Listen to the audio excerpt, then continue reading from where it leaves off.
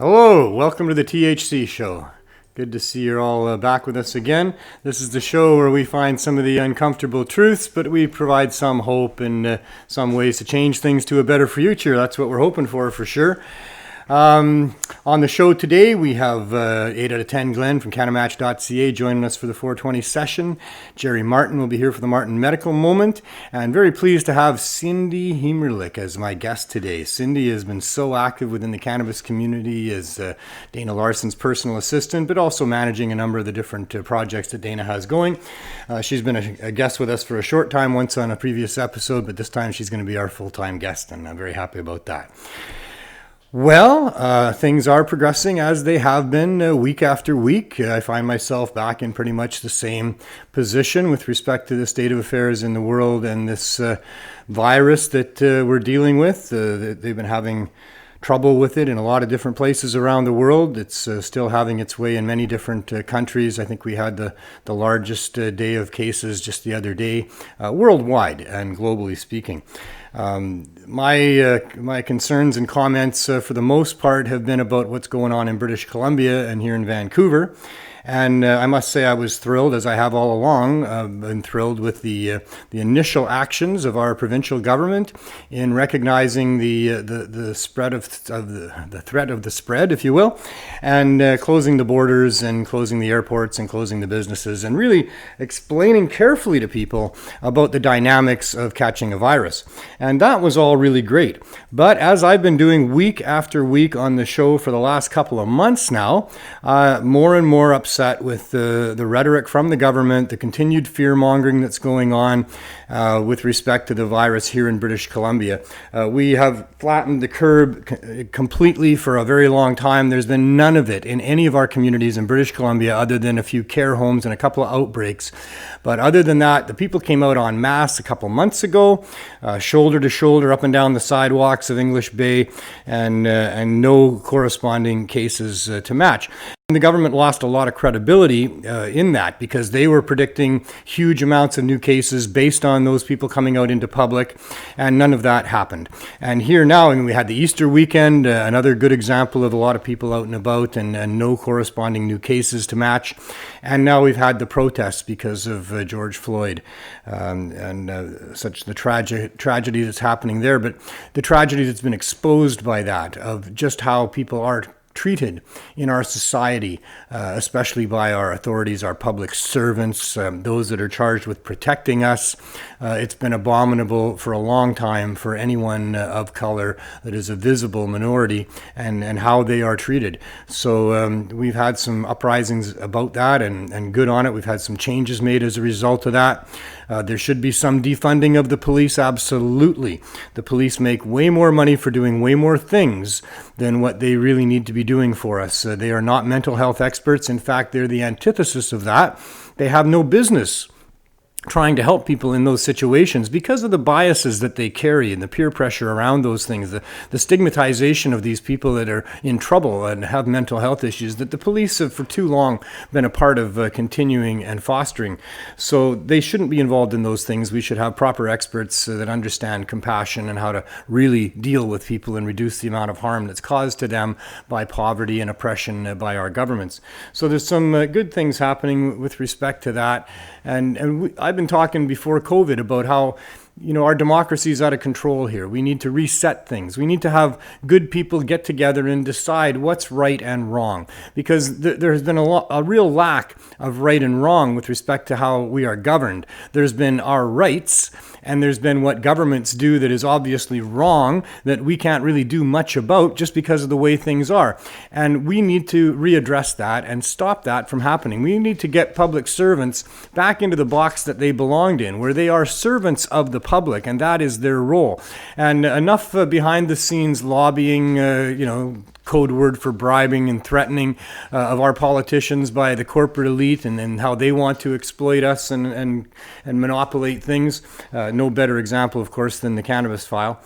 And so this perhaps is an opportunity for us to revisit what it means to be a free person in a democratic system with public servants, and how we would like to limit those public servants, how we would like to have them transparent in what they do, so it's not easy for them to be corrupt. Right now there's meetings behind closed doors that we're not privy to, and so much that the public doesn't get eyes and ears on, because they're afraid of that happening, and they don't want us to know what's going on there, because there's a lot of backroom deals, a lot of things going on to make it easy for corporations to exploit people, and governments get into positions where they're elected into what they consider power, and what I consider to be holding the public's trust. And I think that when you're elected into that position, it requires that you deal very carefully with what you do. I mean, you're walking on eggshells if you're in charge of spending public money and deciding where that money goes. And when you're in charge of writing legislation and figuring out what you're going to get people to do and not do.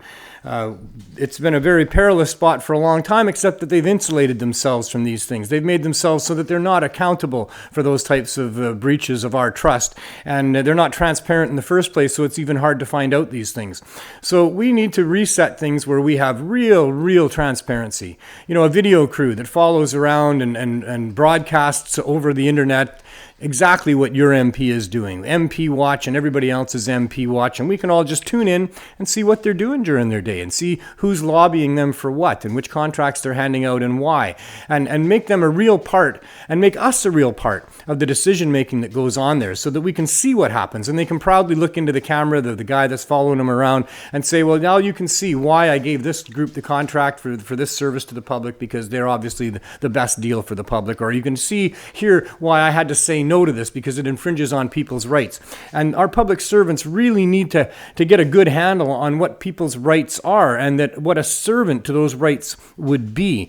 And until you're harming somebody else, you're free to do whatever it is you choose to do. And public servants are there to serve and to permit things that people want to do, and give licenses to things for people that people want to do, and not restrict things based on unjust biases or political whims or arbitrariness, but it's always really greed going on behind the scenes.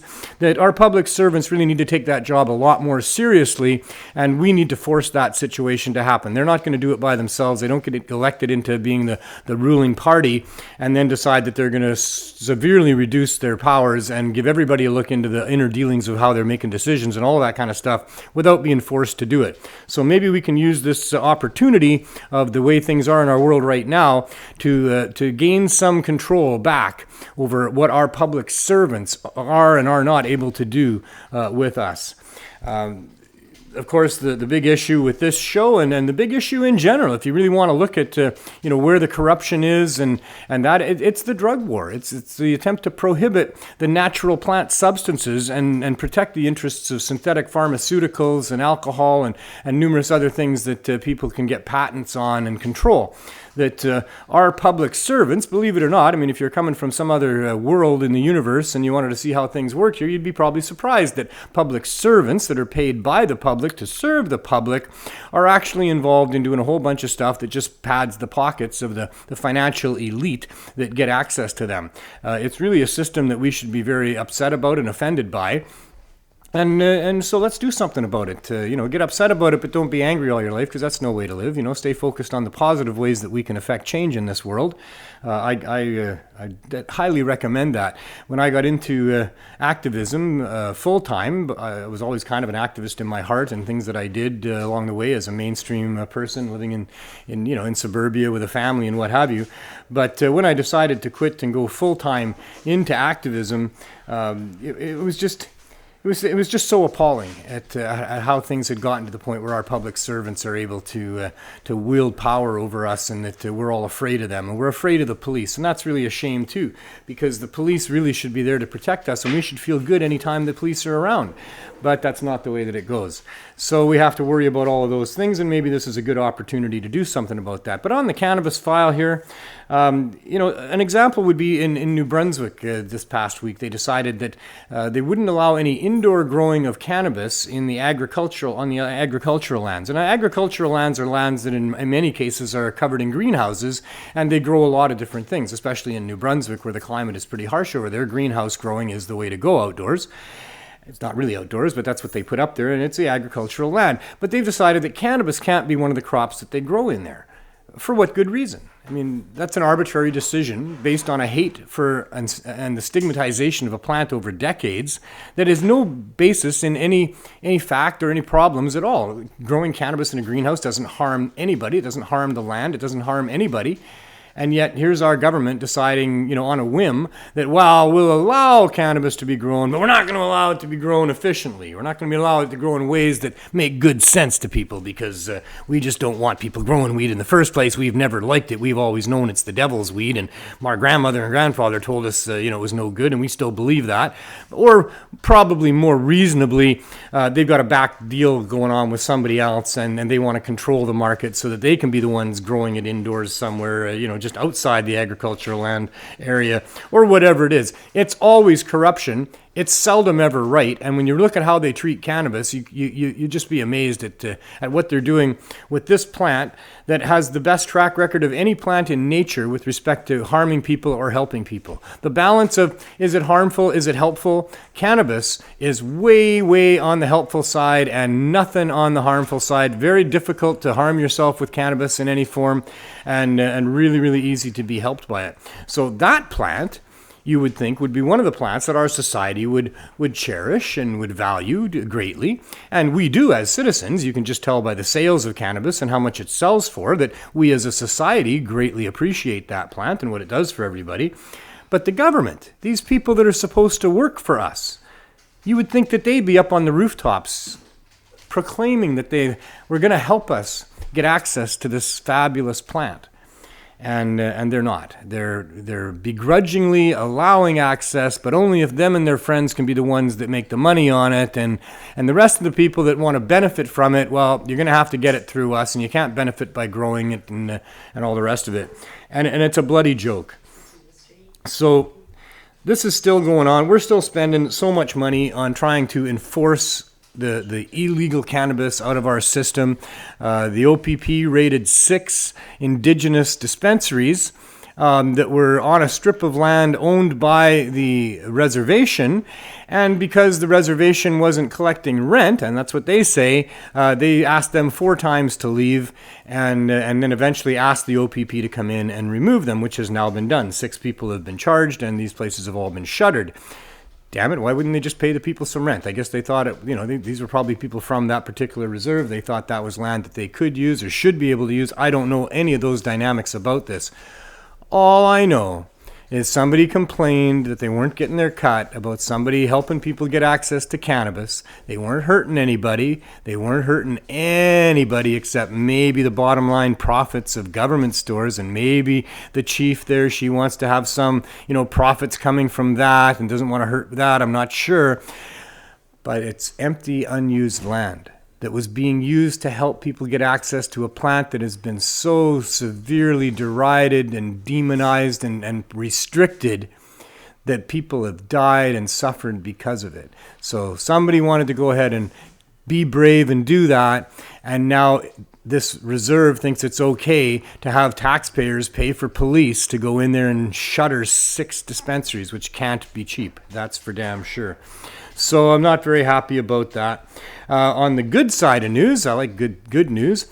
Chris Bennett has been fighting the good fight for decades now about his research into the ancient and global use of cannabis as an entheogen through the different religions that have formed over the years through the different cultures. And he's shown very clearly throughout his books that is the case. And now a lot of indication for Chris as they found sacramental cannabis in an old Jewish temple.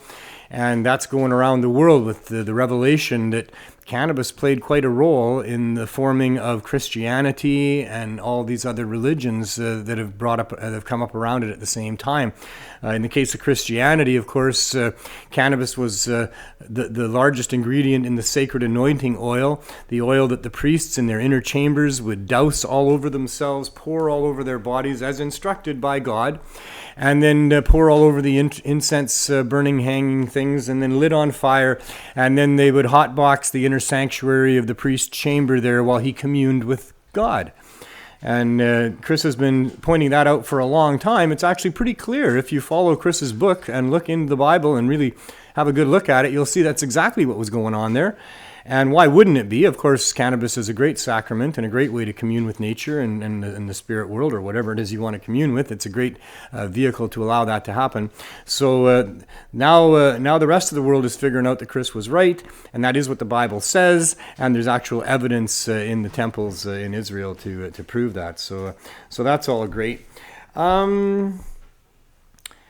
Other than that, there's a big announcement that I guess I want to make right now, and that is that as the Serious Hope Society, which is the society that we put together to house the Cannabis Substitution Project, we have, since the government here in Vancouver, the city government passed a motion unanimously to allow for low barrier access to cannabis, and that's certainly what we've been doing with the Cannabis Substitution Project since the beginning. We have now finally secured ourselves a storefront. You can look for announcements from me or next week's show about where that storefront is. It's on the downtown east side. It's not far off of Main and Hastings.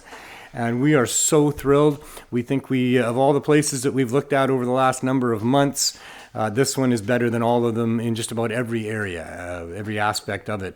So we're very, very thrilled. We picked up the keys literally an hour and a half before the show today.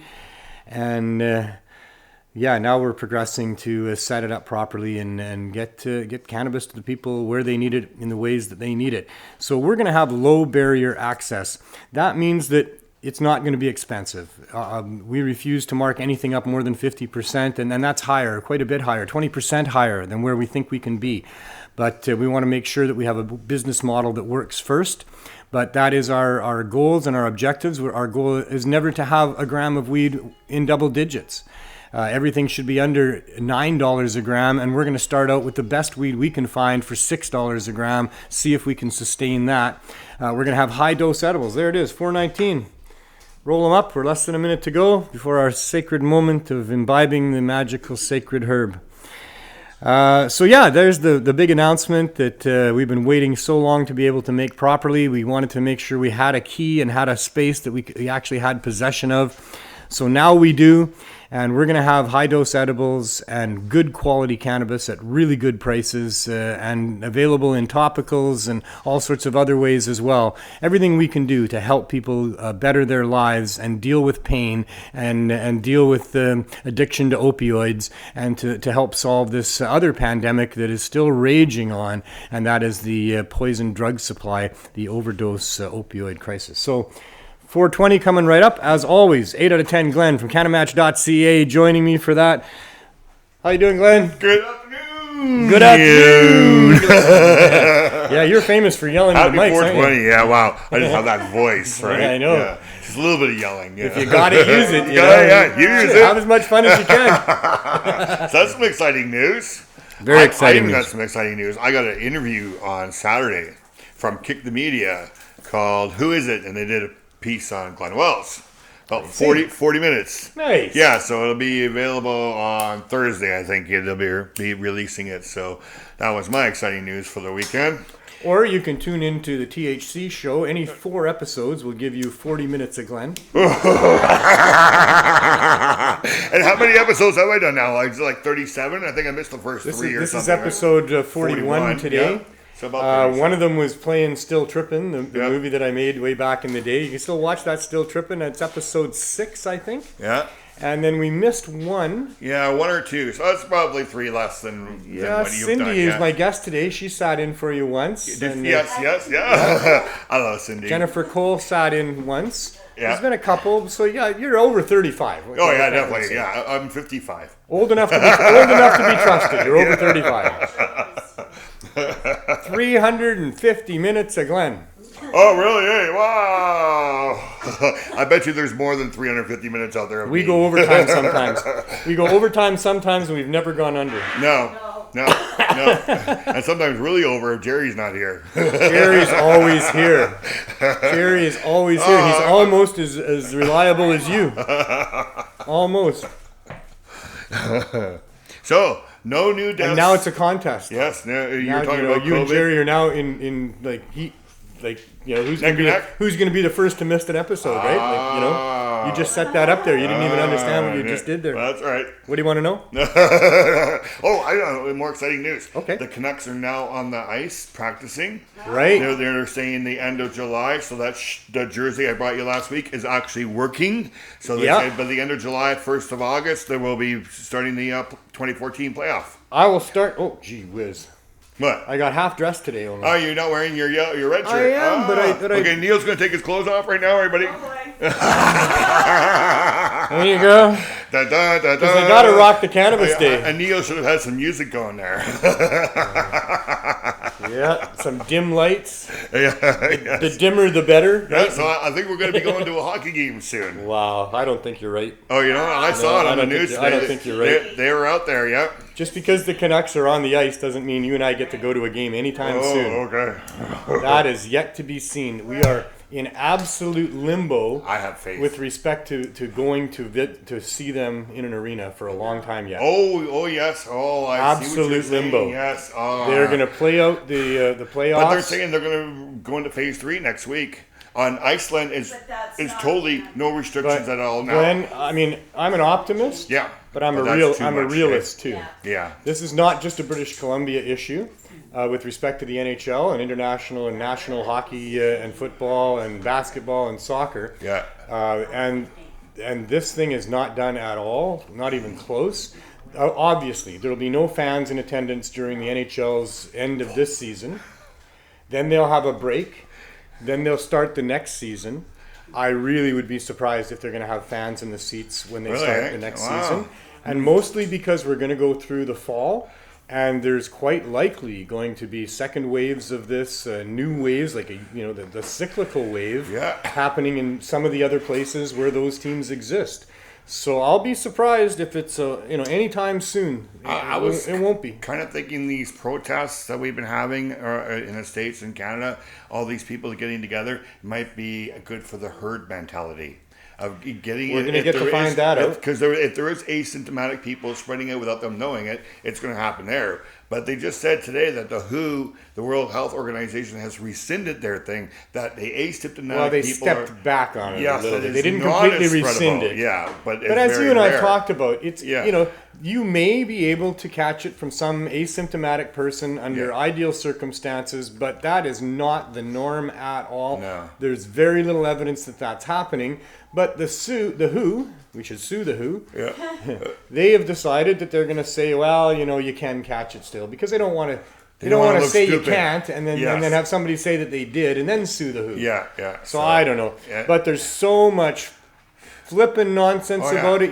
If people want to distance themselves from other people and wear masks, that's their business. Right. Yes, yeah. But don't be imposing that on the rest of us. No. If there's no virus to be concerned about, and there is none in BC. Yeah. And on the herd mentality, or herd, not mentality, but it is a lot of herd mentality going on here too. A whole bunch of but people. The herd immunity thing. Yeah. If that's the case, and now all these places that are out in mass are going to be developing that, we in BC are going to be in trouble down the road because we didn't do that. You think? Yeah. So we'll see if that's the case as well. That's a big if. It's a big if. Yeah. They're going to be a lot more careful about which people they let in through the borders and how they screen people at airports. Yeah. Those sort of things. They really should be a little more careful about how they let other people in through the Canadian border as well with Alberta. Yeah. Well, I heard that they're relaxing it, but those people that still cross the border they should relax it. They should relax it. They should be concerned about it to a degree, but not enforcing anything at this point until we have a reason for it. Yeah, well, 342 new cases in Washington yesterday is a good reason. Oh, yeah, I'm not talking about that. I'm talking about our border with Alberta. Oh, yeah, the border. Our border with Alberta. Oh. We should not open that border up to the States for a long time yet, by the looks of that. Yeah. Oh, my God. Yeah. And anybody coming in on international flights, they need to be quarantined and properly checked before they're in the general public. We can do all of that. But they are pretending here, and I'm still very upset with our government now. I have been for the last month and a half, almost 2 months now, that I've been upset that they're not properly giving us the information that we need and allowing those things to relax where there's no justification for them. So here we are 2 months later, and they've got stores out there still all pretending like everybody's got it. I heard a doctor on CBC today talking about the need to wear masks all the time. Yeah. That it's like a seatbelt. You don't need your seatbelt when you're going slow, and most of the time, but every once in a while, in his words, the one that parallels that is going into a store. He said you might find yourself going into a store. Wow. Oh my God. Stores. A store. There's germs in there. No, there's not. No, there's not. I'm telling you right now, right here, I've been paying attention long enough to it. In British Columbia, we do not have people in our grocery stores that are going to infect anybody. Yeah. It is not on the stuff in there. It is no longer on our doorknobs. It's not in our communities in British Columbia. Yeah. And until it shows its head again here, they should take off, you know? Yeah. I mean, I don't want to rag on Bonnie Henry. I mean, thank goodness she did what she did to start with. Yeah, but she lost her credibility in talking about, you know, community transmissions and huge new waves. And that's going to happen when all those people came out like they shouldn't have. And she was wrong, and they're not admitting they were wrong. Yeah. They're ignoring the fact that people are shoulder to shoulder all up and down the sidewalks at English Bay and other places like that and have been for 2 months. You don't hear them even talk about that anymore. Yeah. They have stopped predicting that we're all going to have big waves because of it. Yes. Now they're only doing an update 3 times a week instead of 7 times a week. And Trudeau was out there with everybody else too, with his mask on. Everybody's complaining about that because he should, if he's going to do that, then they should be in Parliament with everybody else too. A lot of them were saying because he was there with them. You know, like. Yeah. What's going on here, right? So there's a lot of hypocrisy. Did he already know what the WHO were just released or whatever? Like so much hypocrisy. Yes. So much hypocrisy, and it's obvious. And then so that's what I don't like about it. They're not being square with us at all, and they're not respecting us at all. Did you hear about the CERB bill that he's trying to pass tomorrow for an emergency? So anybody who got CERB illegally is going to be can have up to a $5,000 fine or 6 months in jail. Wow. So tomorrow they're going to try to pass this in emergency Senate or emergency meeting, but the NDP and the PCs are saying no, that this is not a time. Well, and they're also asking people to turn other people in. They've got to set up a phone line. They made a mistake. Some of the people got $4,000. It says in the article. Some got $6,000 right off, and they didn't return the money. Make them return the money. Yes. If there was some fraud involved and they knew that they were cheating the system, make them pay back the money. Yeah. But you know, don't put them in jail. No, don't give them $5,000. These are people who needed money for fuck's sakes, and you're going to fine them now. When the CRA has all this kind of information, why are they approving people if they know that they're not eligible? They have that kind of information. They could have made that kind of a program that just allows the people who are eligible to apply for it. So none of this shit would have ever happened. And now they want to put people in jail. And the snitch line really bothers me a lot. It bothers me a lot. I mean, there's this young girl in Ontario that was just killed by the police because somebody called to do a welfare check on her. You know? Yeah, I know. I don't want the cops coming and doing welfare checks on me. I don't want the government digging in too hard. They gave people some money. Get over it. It's not that much. You know, it's a few $1,000s. And people that did it fraudulently, they needed the money, obviously. Yeah. So, well, I personally know if somebody scanned a whole bunch of it, if somebody put together a dozen names or 100 names and collected for each one of those, go after those people, 100%. You know, but not the average person. I know homeless people in Mission that were just calling a phone number and getting the money. And that's probably why our overdoses went up during these months of the CERB. Because people were having access to that, even though they're just living on the street. And they're isolating. Yes. So whereas the whole message before COVID is don't use alone, yes. all of a sudden they're giving these people a bunch of money and sending them off to be in their rooms by themselves. Yeah. So that's why they spiked. Yeah. So it's crazy, crazy times. Well, Glenn. Sure is, sir. Well, that was fun. That went until fast. next week. Yeah. And that's what we do. We're going to have so much talk fun. about news and sports and whatever's going on in our lives, and that's exactly what I start out talking about a lot of things that really aren't that much fun. You know, that there's a lot of government corruption going on, that we're being abused as human beings and what we should have going on here. And then it's good to have the 420 session where we kind of laugh about all of that and you know, find ways, because that's the beauty of the cannabis plant. That is it. You know, and you're smoking this week. Nice. Oh yeah, I'm smoking this week. I'm that's okay good. now. You're feeling much better. I just wasn't okay last week. So. Yeah. Very good. Well, CannaMatch.ca. Yeah, 4,114 people we're up to now. Thank you very much, everybody. Say that again, 4,000? 114 people. So you are 86 people away from 4,200 people. Yes. That's got to be a milestone. That's got to be at 420 almost with an extra zero. Not even almost. It's just 420 times 100. Now, we should get everybody to go on my YouTube page to get 1,000 subscribers. I can make some money for you, CannaMatch, and maybe start getting that commercial ready. That's up to you to run the business the way that makes money for you. Yeah. But thank you for putting together a service that puts people together that want to find friends to smoke weed with. Like-minded people, yes. Exactly. What you're doing, if you never make any money off it, is a wonderful service. I've made some money. And I'm sure you will. And, yes. And you should. You know, you deserve it. Thank you. But even if you don't. Yeah. You know. Not what I've paid yet. I paid out more. Than you're not there yet. Not there yet. But after the commercial is done, and I settle my thing, and I pay out the $4,500 on my commercial, we're gonna have 2 Cupids standing at a bar trying to do a dab, but they can't because their phone rings because there's a new match at CannaMatch. One of the Cupids will have rainbow wings, so we include everybody because everybody smokes cannabis, right? We are a rainbow of people. Rainbow wings, yeah. Thanks, Glenn. All right. We'll see you next week. Have as much fun as you can. Thanks.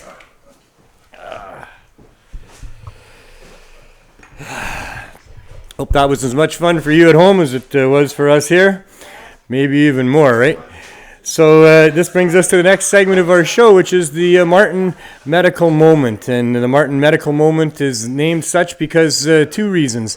One, the fight for medical rights of cannabis is the real ongoing fight. The so-called legalization in Canada,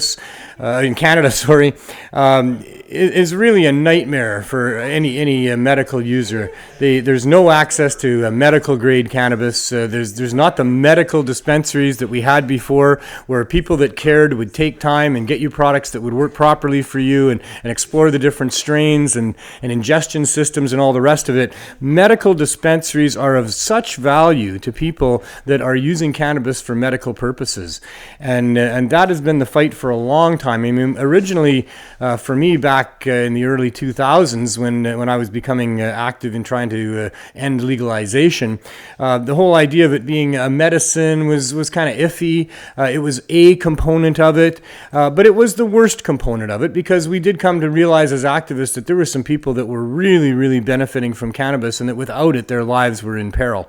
And so it's the medical user who the battle for legalization really has been focused on for a long time here, the last couple of decades. And we made some huge gains in that respect, and all of it through the courts. None of it through voluntary public servants saying, okay, fine, we're going to let people use it for medical purposes and get it reasonably.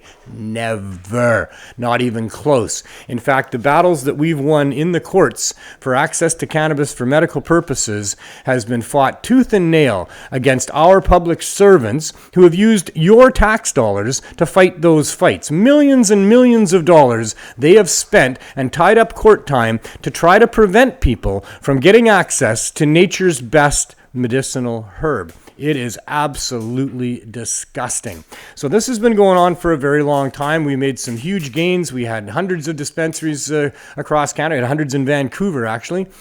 And then the government decided they were going to bow to the pressure of the activists and the truth and legalize cannabis for everybody. And Trudeau made statements about how medical people would have no trouble getting access in his legalization scheme. And he was full of shit, lying through his teeth like he typically does. And legalization in Trudeau's world means strict controls on access and supply, monopolies for those that are hugely invested, former prohibitionists, big-time corporate dudes that know nothing about weed, they just know about money. And so he's handed the marketplace over to them.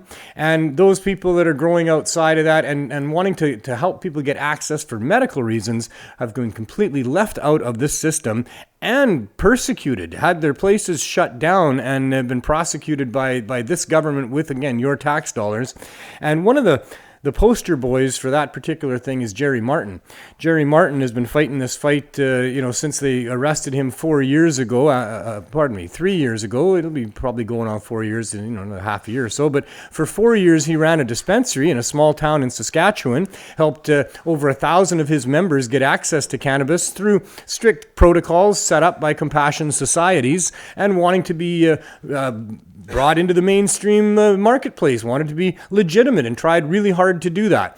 But they arrested him about 3.5 years ago and have been dragging him through the courts ever since. They seized his life. They seized all of his properties and shit. They've been calling him a criminal ever since, but he's never had his day in court to actually talk about it because they keep putting it off. And so we follow Jerry on this show. He is kind of like I say, the poster boy for access to medical cannabis. I think I just dropped the weed out of this joint here. Just all fell right out. I didn't roll it. So yeah, Jerry Martin is here with us every week to talk about what's going on with it and what's not going on with his court case. And here again today, Jerry is here. How you doing, Jerry? I'm doing good. How you doing, Neil? Very well. Anything new with the court case? No. No? Yeah. All right. Heidi Chartrand in Nova Scotia had one of her charges dropped. She reported on that last week. That's kind of good, unless you want your day in court, but she thought it was good, so that's good. I talked to Sarah McNeil a little bit today, and she's still waiting a verdict. Waiting a verdict. They can drag it out as long as they want on that. So there's not a lot going on the fight for medical access through the courts, but there's a lot going on through medical access to cannabis through what we're doing with the Cannabis Substitution Project.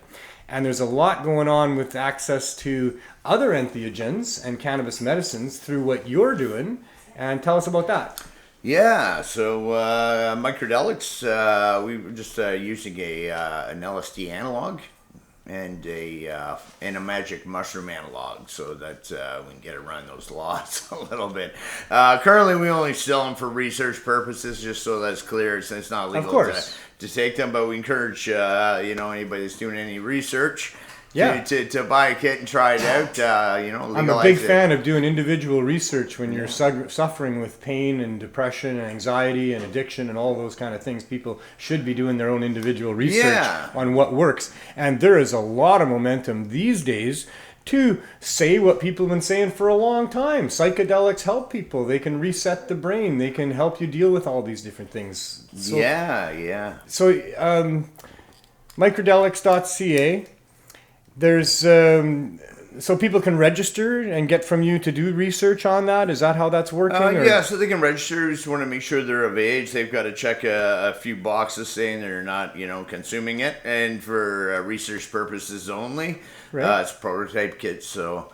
But we would like more companies and stuff researching this. There's a few out there now. There's a lot going on. Is there money in it? There's going to be a lot of money in it. If there's money in it, you're going to have those companies doing that. Then, there's a few I'm talking to, and I'm actually trading my own with, a few other scientists and stuff so that we can try and get LSD legal. How many people... for microdosing purposes, at least to start. So how much research do you think has been done to this point through your efforts there? Is you got hundreds of people that are signed up that are using it to see how it works? Or probably about 500 or so. Cool. And room for more always. Oh yeah, absolutely. Right. There'll be a huge body of evidence that you'll be able to accumulate. Well, we're working on that. I've put together a questionnaire with Dr. Knowles, and then I don't know if I should be saying this on TV right now, but we're going to try and get Vince Polito, which is he did the largest microdosing study in the world and the most comprehensive. So we're going to try and get him to co-author that. Maybe it's just something we're working on, but we have to apply for IRB approval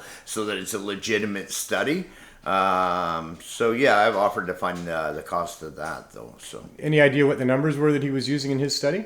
No, there was I believe several hundred or so. But then there's Jim Fadiman as well, which he had thousands in his case. Right. Are you experiencing any trouble? Like, have you had people complaining about bad trips or anything going on like that? No, one with a little bit of anxiety, but they didn't follow the instructions. I see. But that was resolved easily. It wasn't a lot, just a little anxious, and reading those instructions. It's important. Yeah, for sure. Yeah, seen and setting. It's very important. It's very important. Yeah. Does diet have much to do with how it affects you? Do you think? Yeah, I would think so. And then, so that the time that you ingest it would be before food, after food, with food? First thing in the morning is the best time. With mushrooms, there's been some concern. If you're doing it in a country where it's legal. And just so that we're throwing that out there for legal purposes.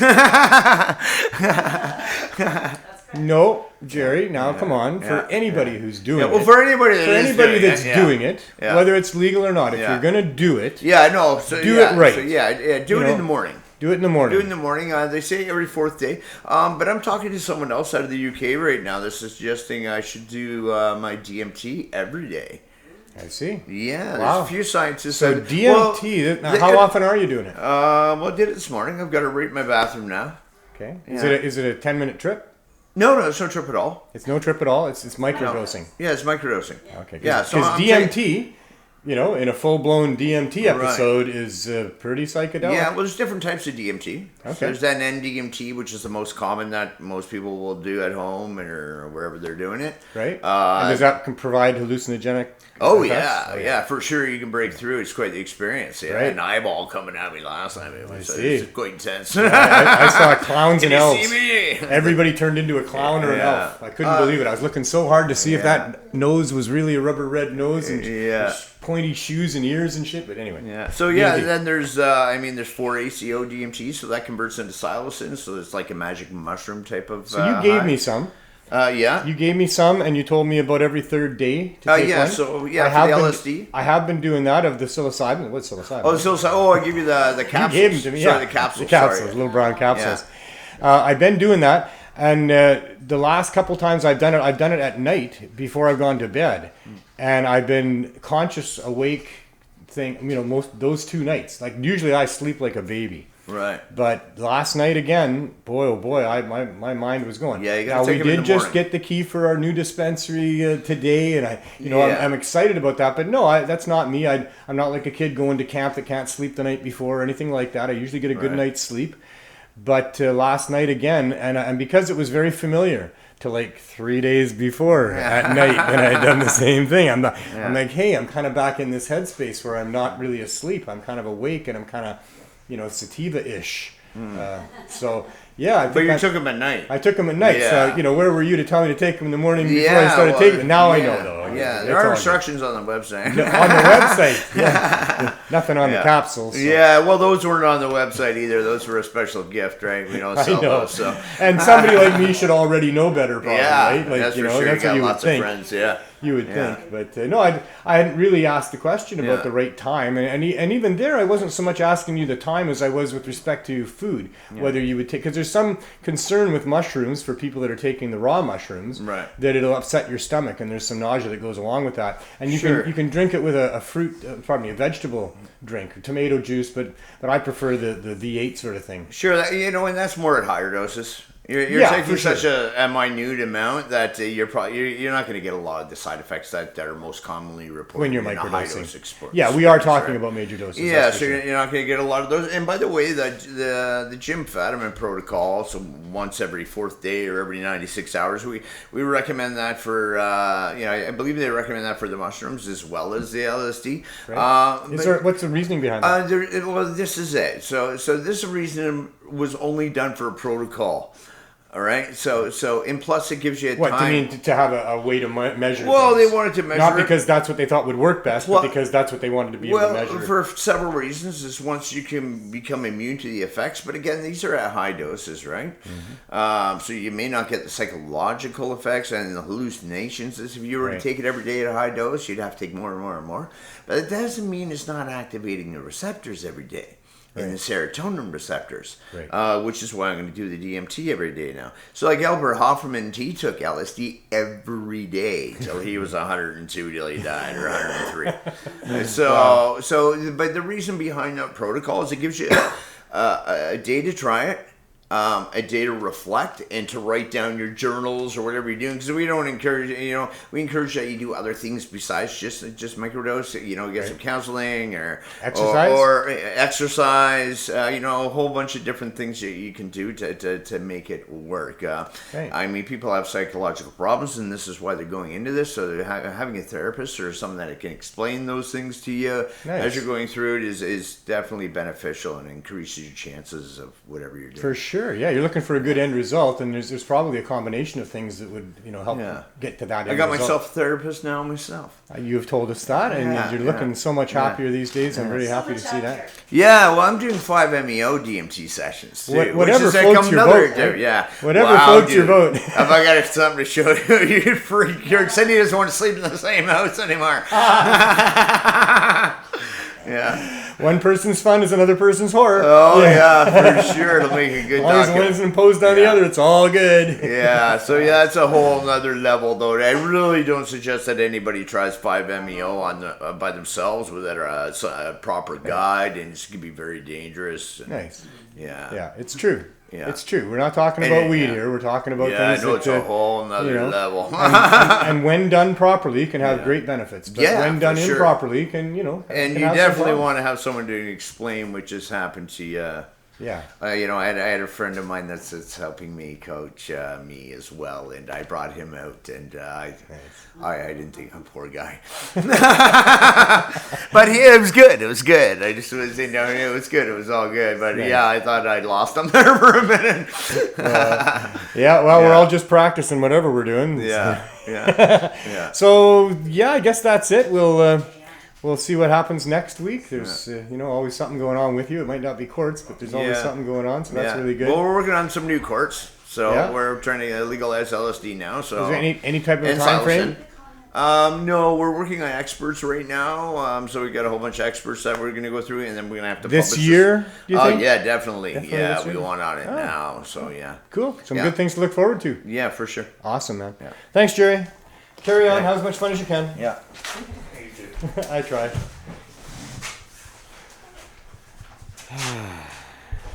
And the journey continues for all of us as we try to decide how we're going to be able to live our lives amongst these people that want to interfere with that. My next guest on the show for this week is Cindy Heemeryck, and Cindy has been she's been such an active part of our cannabis community here for a long time. She's been doing more than most. In fact, won Activist of the Year recently at one of the Cannabis Cup events, and for good reason on that too, because she's really got her fingers in a lot of different pies and making things work. That's the people that get her done, so kind of speak, right? There's people that talk about it. There's people that say they'll talk to somebody else about it, and then there's the people that just get her done. And Cindy has certainly proven herself to be one of those people. And so she's here with me in studio. Let's say hi. Hi, Cindy. Hello. You're incognito, I see. Hello. You just want to show off your dispensary mask, That is correct. I'm not one of those crazy mask people. You're not one of the people I've been talking about, eh? But isn't it lovely? It's beautiful. I also have a Get Your Drugs Tested one. Wow. I hope we never need them. I hope they become things framed, hanging on a wall that we remember one day how separated from each other we had to feel. Yeah, absolutely. And that we never wear them ever again. That's not going to happen. I just brought it because some people may want one, and they are available to purchase online at the dispensary. Nice. And also at Get Your Drugs Tested. Beautiful. Right. So it's a gentle reminder that this service is definitely still needed. Right. Right. It's at 880 East Hastings still. That service is definitely still needed. Yeah, it goes this way. So, Cindy, this is the first time being an actual full guest on the show. You joined us for a session once, but as I do with all my guests, I want to know where you came from and how you got to be you. Oh my gosh. Where were you born? I was born in Alberta. I was actually adopted as a baby, so When did you find that out? I was about 10. I think they tell you when you're 10 or 11, somewhere in there. They tell you, and then they just leave you to that thought in your head. And, how did that work for you? Were you shocked? I was shocked, yeah. I mean, I had a sister. I have a sister. Hi, Wendy. And, was she adopted as well? No, she wasn't. Sure, so that's older another sister. She's younger than me, and so maybe she didn't. Maybe she didn't know you were adopted either until probably you were 10? Not until that time. So 10, she would have been younger when she found out. But as life goes on in DNA, I have found my birth family. Nice. Right? I've come to understand that people that were adopted and then find that out and then go on the journey of who am I. That they're special. Yeah. That you're special if you were they adopted. They always tell you that when you're little, that, you're special, you are. right? I mean, so I grew up thinking that, right? Yeah. Do you still have a good relationship with your parents? Well, they're all deceased. Did you have a good relationship with the biological parents are gone, as well as the adopted parents. But what was your life like at home? We were, we lived in a trailer park in Alberta, Red Deer, Alberta, and I had a lot of friends, hung out a lot on weekends, partied a lot, drank, smoked a lot of weed. Were your adoptive parents religious? Well, my parents split up, so I grew up with single parent home with my father, actually. Okay. So that was kind of neat. You and your dad in the trailer park? And my sister. And our pets, of course. And it was a good relationship with him? Yeah, my dad was fabulous. Cool. He loved all our friends, and everyone loved him. Nice. He was a outdoorsman, let's say, so he always had like a camper trailer, and we were always out hunting, camping, fishing, all those things. What did he do for a living? He worked at a place called Federal Pioneer Electric. They build those transformers that you see out on the poles, especially here in Vancouver. You see them everywhere out on the poles, and it reminds me of my dad a lot when I see those. So he worked there for 35 years. And how long were you with him in the trailer park? Did you grow up? I left there about 15 or 16. I packed her up and wanted to do my own thing. Schooling left. I didn't finish school at that time. I was much too busy. And you say you were drinking and carousing a little bit? That's correct. Smoking weed? That's correct. Cool. So you left there when you were Yes. 15, and Stayed in Red Deer for a long time. Had worked at the hospital there in Red Deer. Actually, I worked there for 7 years, so I had a really good job at that time. so you're independent. You're living on yes. your own, and Had a child when I was my only daughter, Christy, when I was 21. So there, wasn't much time partying between 18, 21, and then and you said working in a hospital. I did Red Deer Regional Hospital in the kitchen. What did you do there? Yeah, dietary Dietary. and then I moved up to cook one. Before I left, I was doing the cooking, and So how did you? I was smoking weed then, but I was always been smoking weed. But I mean, even at the hospital. Well, smoking weed is one thing, though. But how did you become an activist? Yeah, but how did you that's what I was decide that you getting were mad at. about it? Because I was a member of the union at the hospital, and I was always going to the conferences, conventions, and there was always the pothead group at the convention, right? And so that was how I started being an activist, was hanging out with these people. And it was whether it was the NDP or the Alberta Federation of Labor or the CUPE. I was a member of CUPE 838 for 7 years. I was shop steward in my department, and also a regional rep. So, So what did that mean for you? Well, becoming upset about things and active about things. How did that manifest itself in what you did? well, because they trained us, right, at the time. CUPE had a lot of money. Judy Darcy, who's actually, who she is, she was the leader of CUPE at that time. Right. And the national leader all across Canada. So I really admired her, right? She was someone to look up to as a worker, and somewhere, that a woman could become president of CUPE someday, right? So she was really someone to admire back in the 80s, early 90s, I would say. Anyways, so I would go to these conventions and hang out with the stoner group, and they were the activists, right? And they were the ones... But because I worked at the hospital, and it was smoking weed and going to work wasn't such a thing, and it might have even been against some policies or something at the time. It just might have got you fired. Yeah, so, it didn't stop me, though. It did not stop me, so... You didn't get any repercussions for it? No, I don't recall any of that. Somebody called you to their office and said, we saw you smoking weed out back now. Well, that's good. Well, I don't believe I smoked on hospital grounds at that time, but I mean, I did work at 7 in the morning for a long time, right? So I worked 7 till 3:30. So what kind of activism were these people doing?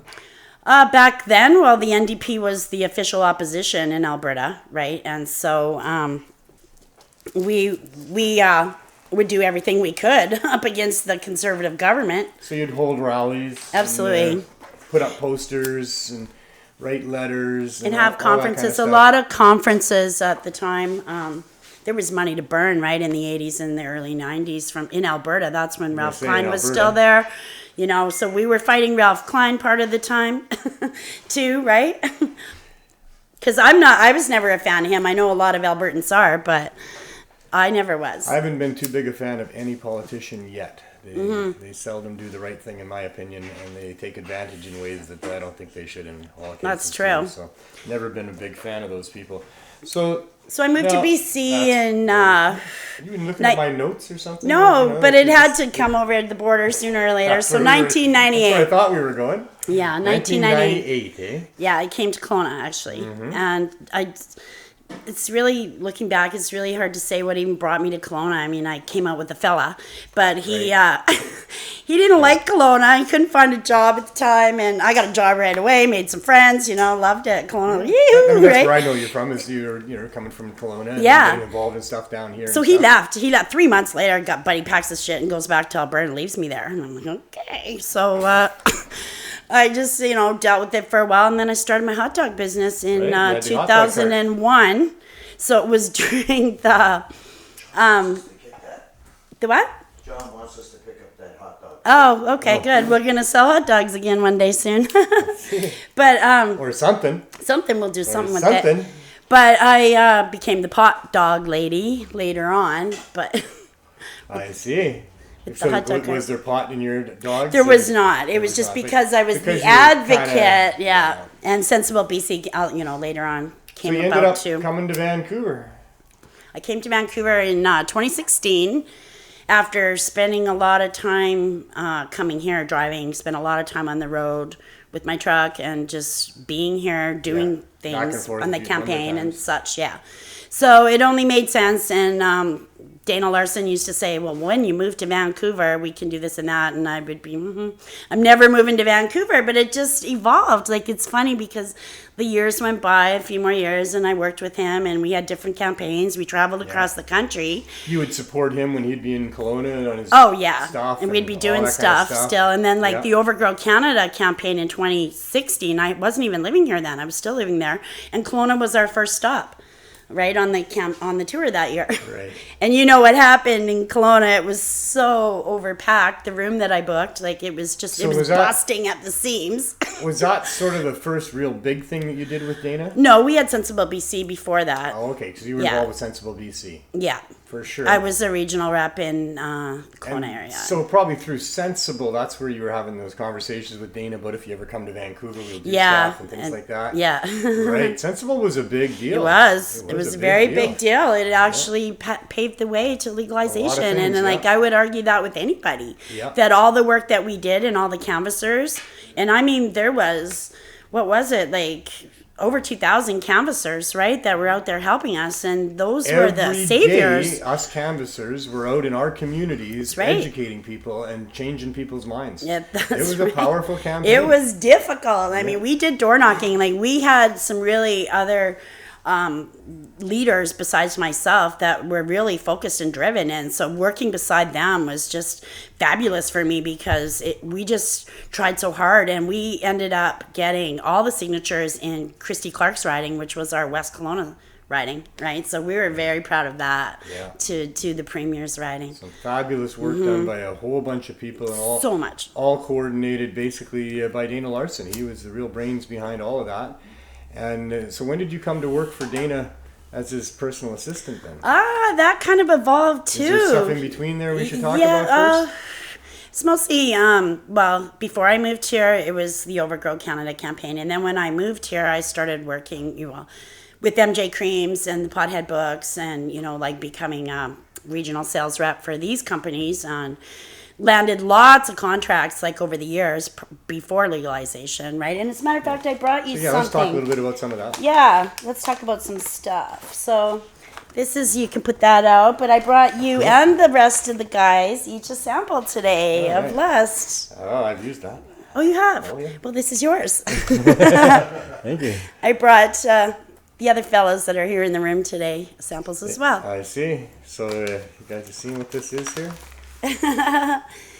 This is our latest product. I mean, it's been out for a couple years now. So yeah, I've used that. There's only 2 ingredients in there. By myself, of course. Yeah. Well, it has 2 ingredients in it: organic hemp seed oil and THC, and it doesn't get any purer than that. And if you put it in the right place at the right time, you'll be glad you did. And you certainly will. No denying that. And I also brought what was you started listing off some of our number one product. Was that the first one, MJ Cream, that you got involved with Dana, sort of on a entrepreneurial level? After Sensible BC, yeah. Like, MJ Creams was just in its infancy at that time. There was also the comic books coming along, but they weren't the deal that they became I didn't bring any books today. We should have brought some books. You're in charge of that kind of stuff. Well, I just grabbed a little bag of goodies for you. So this is a still. This is all you brought? Yeah, I know you'd be happy. All good. But this is our number one selling product. I mean, this product will help your neck, your back, your knee, your shoulder, anywhere you have pain. This is what you need to get. So go to mjcreams.ca. We have new instructions on the website how to order our creams. So you have to go to the website. And you have more than just pain cream. I did. I brought a pain stick, which is very... No, but I mean, as far as of other... Right. In the same line. There's 5 creams. Skin cream. What are the 5 creams? There's the pain, number 1 selling. Then we have our skin cream, which is for people that have psoriasis, eczema, things like that. Right. Or just irritated skin. Also works wonderful. We also have our heat cream, which works for deep muscle tissue, people who have diabetics, who have circulation problems in their legs. The heat cream works wonderful for that. We also have the Calm cream, and also Calm comes in a stick as well, like this. But it so is that for anxiety, do you think? It is, and it's very soothing and calming for people Where would you apply it? Forehead? Or yeah, I use it I use it on my cheeks, but I'm probably crazy. But I put it directly on my face. So if I'm feeling tired or just need a little pick-me-up, that's what I do. But mostly people would put it on their temples, the back of their neck, or like you can have it with you near your pillow when you're sleeping. Some people find that very soothing as well. And then this is that all 5? Did we cover all 5? Did we do 5? We have a pure one, which we also call baby now, because it's so wonderful. You could use it on a baby. It's safe for a baby, and it's has no added ingredients in it. It's only. So what would you use it on a baby for? Well, my nieces, and they all do, they use it for diaper rash. It really works for that, and it also would work for people with sensitive skin. Right. So if you didn't want any of the extracts or the additives that we use, the oils, not extracts, oils, then you would use the pure, or now it's called baby. Because it's safer for baby. But this is also a really awesome product because it'll fit in your purse. And that's a stick. It's based with coconut oil, beeswax, organic coconut oil, arnica, juniper, and cannabis. 7 ingredients in this baby. Beautiful. And it's so easy to rub on your neck, your back, your knee, your foot, your ankle, wherever. Right. You wouldn't get your hands messy or anything like that? I use it if sometimes my knuckles get a little sore, so I use it on my knuckles as well. Nice. It's really easy to apply, and it works for about, an hour to 2 hours, and then you reapply it, and you forget your pain when you put this stuff on. You honestly do. We have a variety of different cannabis creams that come through the Cannabis Substitution Project, including yours. And people just rave about it. The topical cannabis applications are so helpful. It's so incredible the way that it. I've seen before and after people come back and go, look at this. My doctor's been trying to treat this for years, and now it's all gone. I've got pictures of these people's arms before and after. A couple of weeks after using. It's incredible. Or people with facial cancers or whatnot. You've seen how Phoenix Tears can cure, right? A facial cancer is just incredible to see the pictures of that.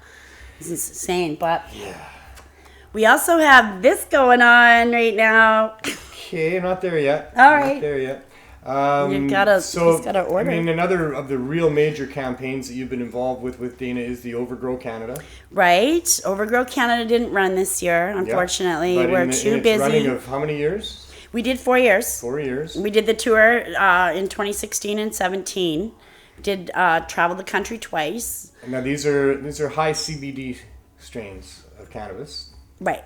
And if you go to our website, there's lots, the Overgrow Canada website really didn't do much this year, but there's lots of photos that people have sent in over the years of their Freedom Dream seeds that grew. And I'm telling you, some of the plants are 5 or 6 feet tall, and they are bushy and healthy. And if you juice those and consume or that, make medicine and however you want, yes. But some of the plants, they kind of were spindly, and I know this from growing a lot of them myself too. But some of the plants that they seem to grow too fast here. The season's more ahead here than it would be down east or somewhere else.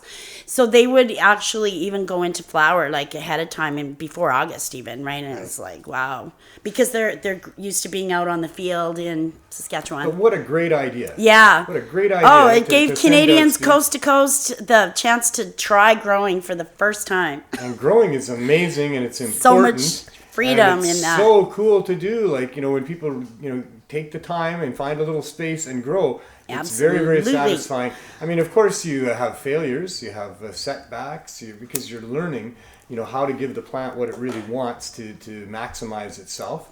And all along the way, there's a lot of different things to learn. But that process is so therapeutic. It is. For people, especially people that are using that as medicine for themselves. Absolutely. I've grown many crops myself over the years. It's a great thing. Not so much lately, but I have a few plants at home.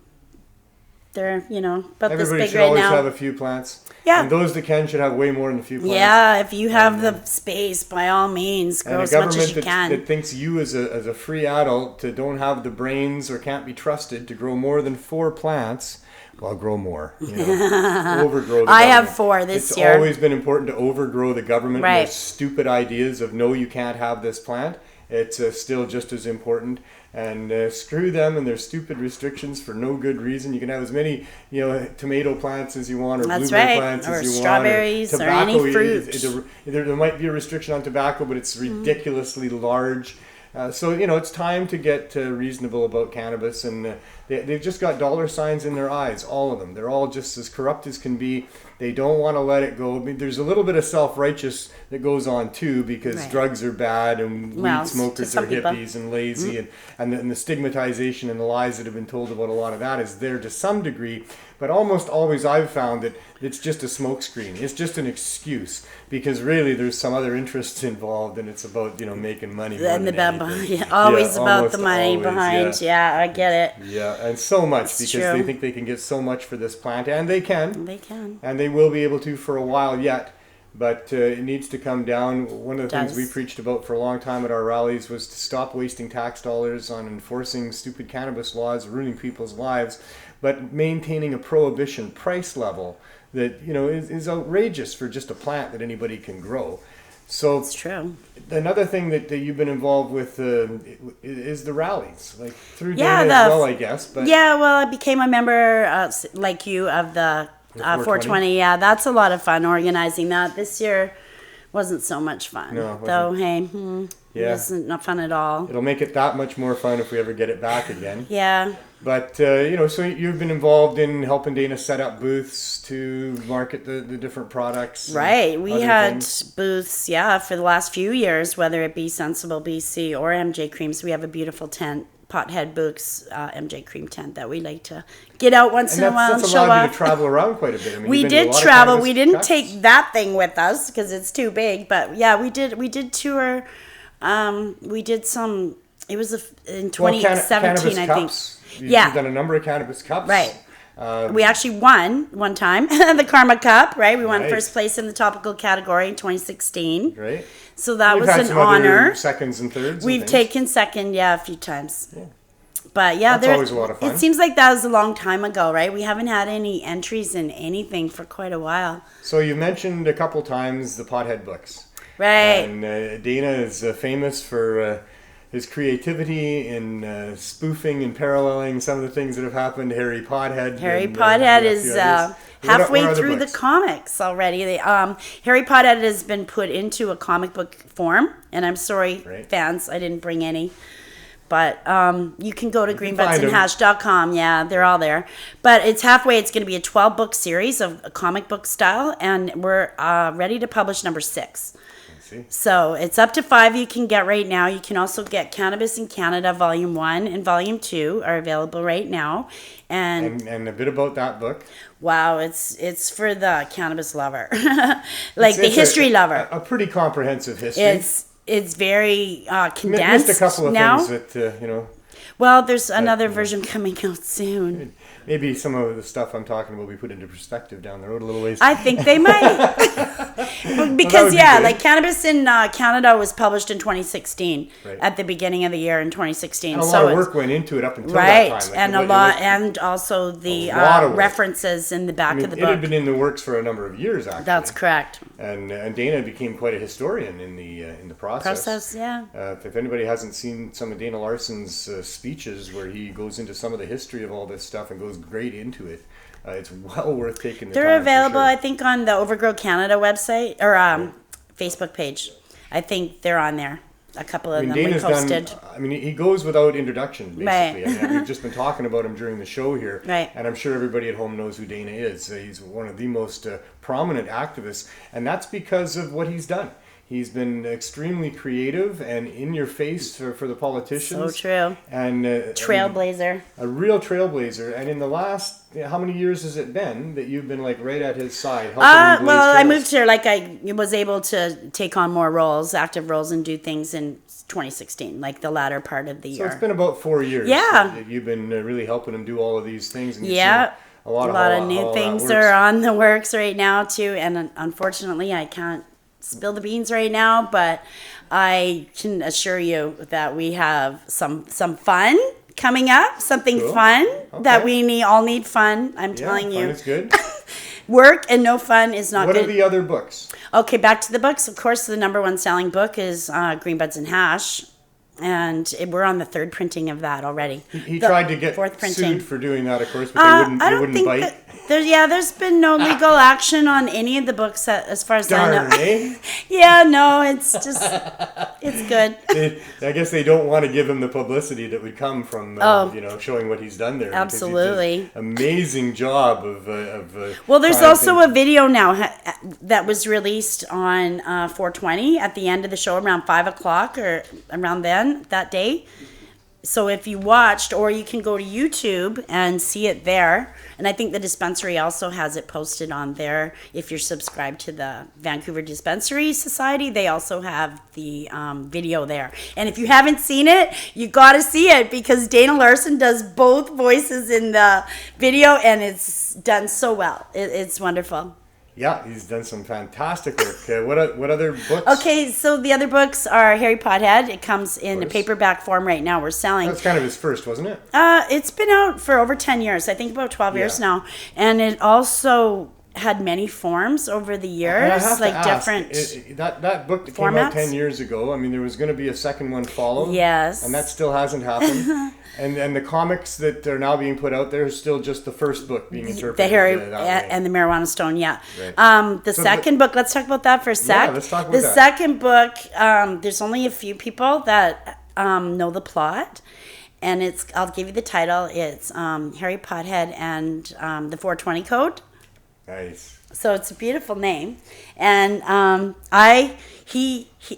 it's been a long time. I have heard some of the book, had him read it to me, and I think like Mark and maybe a few other people out there have read the book.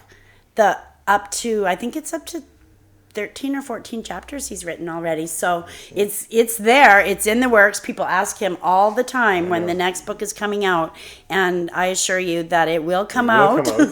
It will come out, but I think there may be a book that's going to come out before that one.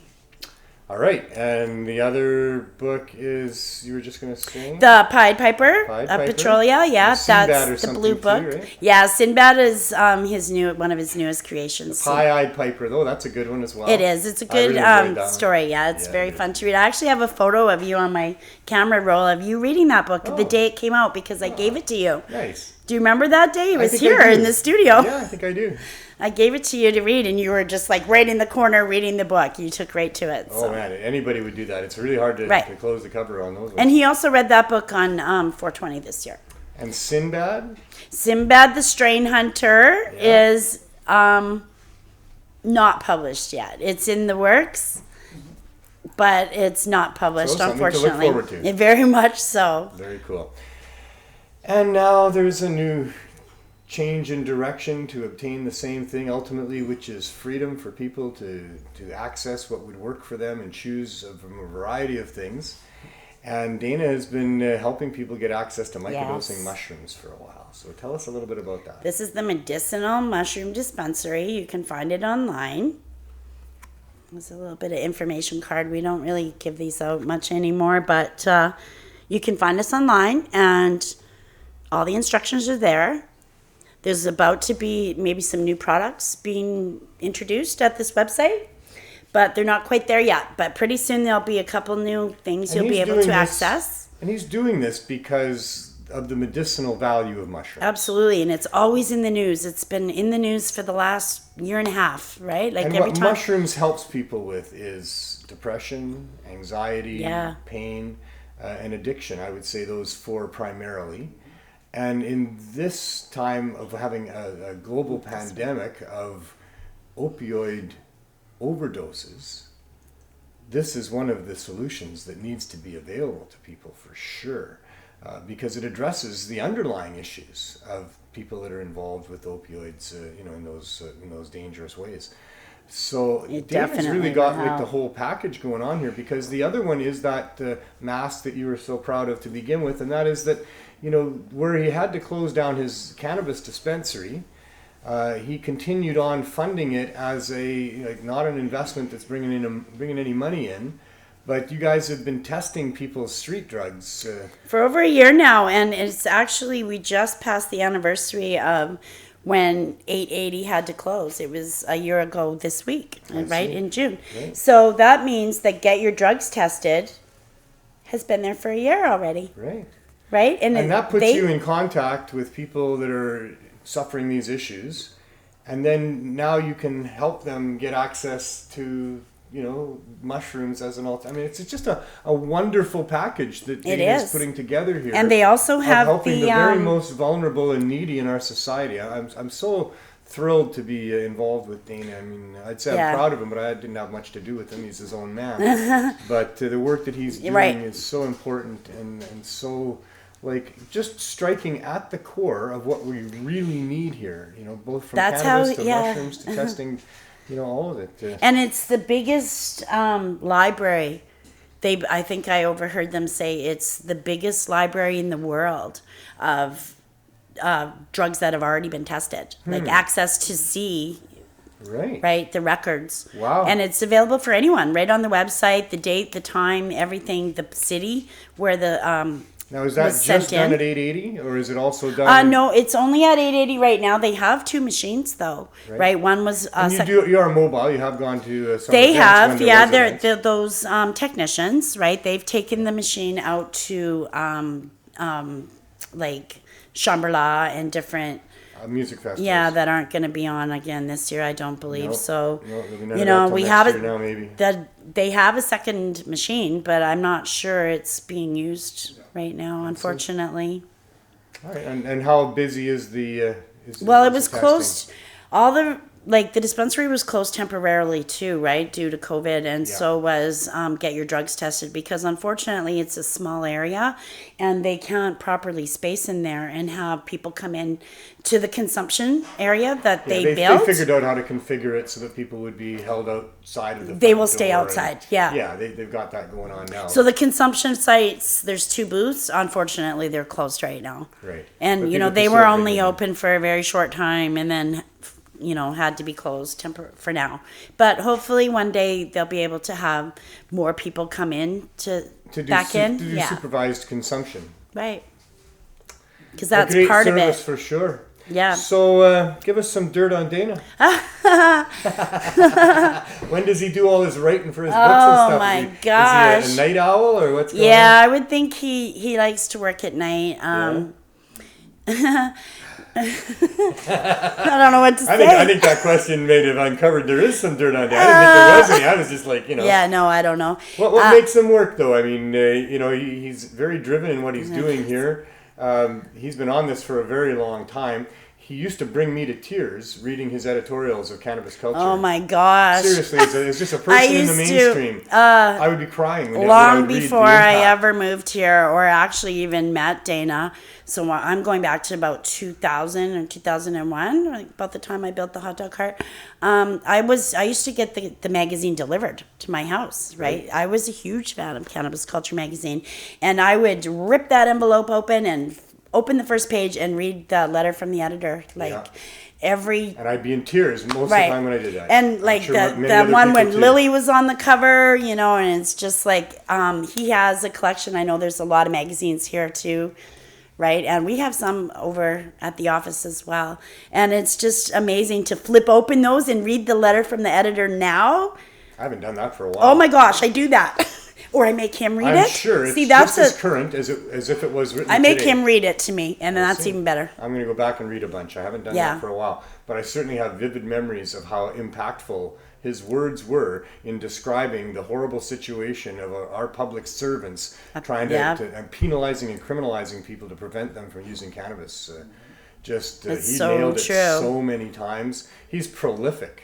In his writing. I mean, whenever we have an issue that arises, he writes what needs to be said, and then we put it into a pamphlet. Right, yeah, he hasn't done a lot of those, issue letters. Like, he had been doing that for a while, right? Where he would take the issue and write a letter about it. Yeah, the COVID's caught all of us, off guard, and it's changed all our lives. And fortunately, we kept working, and we were one of the lucky ones. And,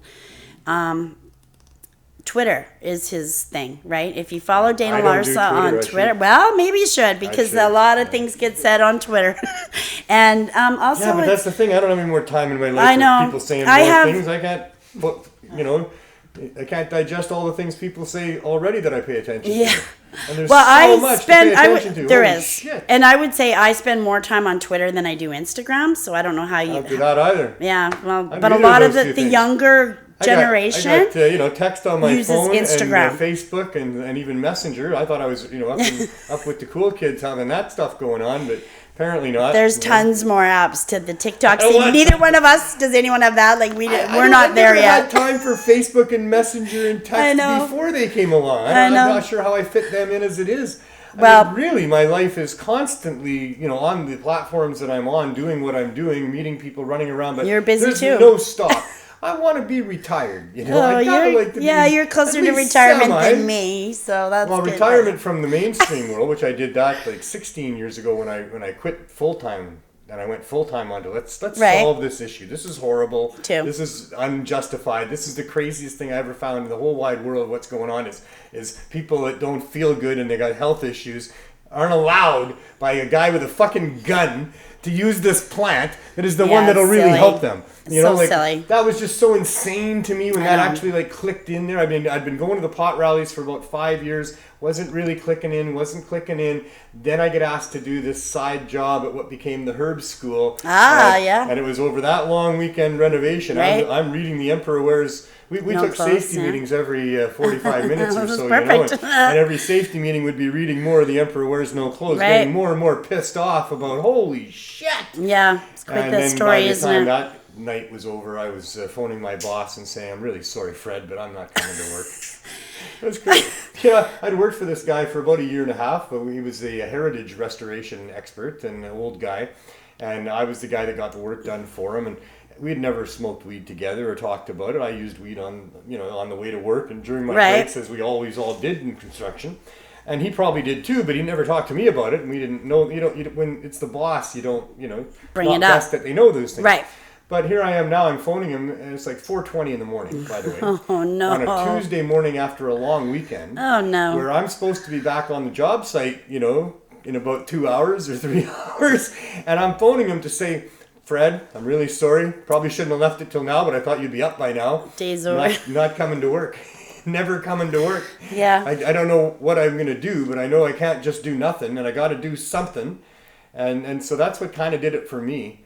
And I didn't know all that stuff even after about 5 years of the pot rallies. I didn't quite understand. I knew it was wrong. Right. I knew nobody should be telling me as an adult I can't get high on smoking weed if I want. And I became really pissed that my son was going to face possible, prosecution for, using weed. And I didn't Right. like that at all. It was okay when it was just me, but when you got kids, it gets Right. real personal, That's right, yeah. So that was the reason that I'd been going to 420 and Cannabis Day and the Global Marijuana March starting in 1999 with my 16-year-old son. And so I went those 5 years, and then by the 5th year, I was in pretty good with, David, who was putting the thing on. Right.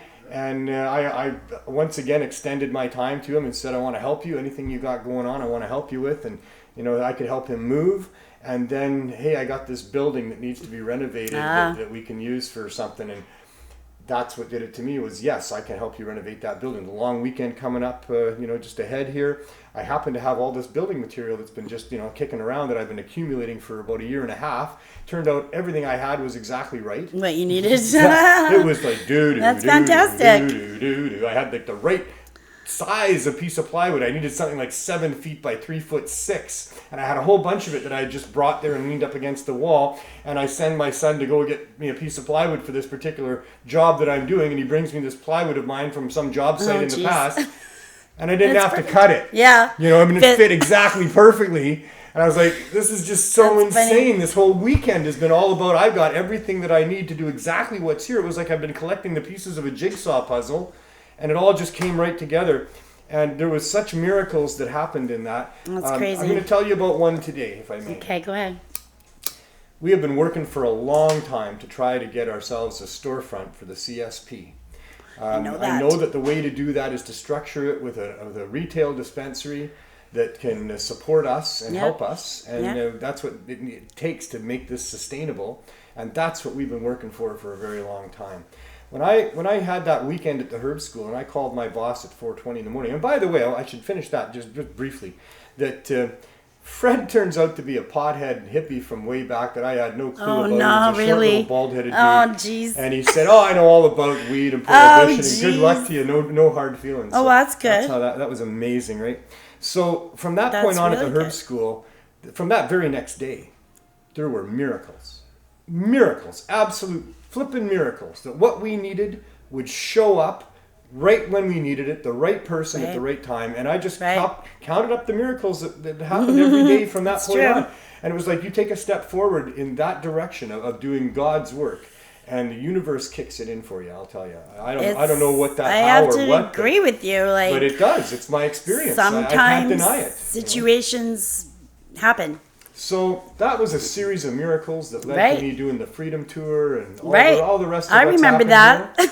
You know, I was working so on that we are now. We boat, are yeah. 16 years later, and I've been trying to get this dispensary / CSP outlet happening for a couple of years. I thought we should have a storefront. Really, it would be a better way to do it.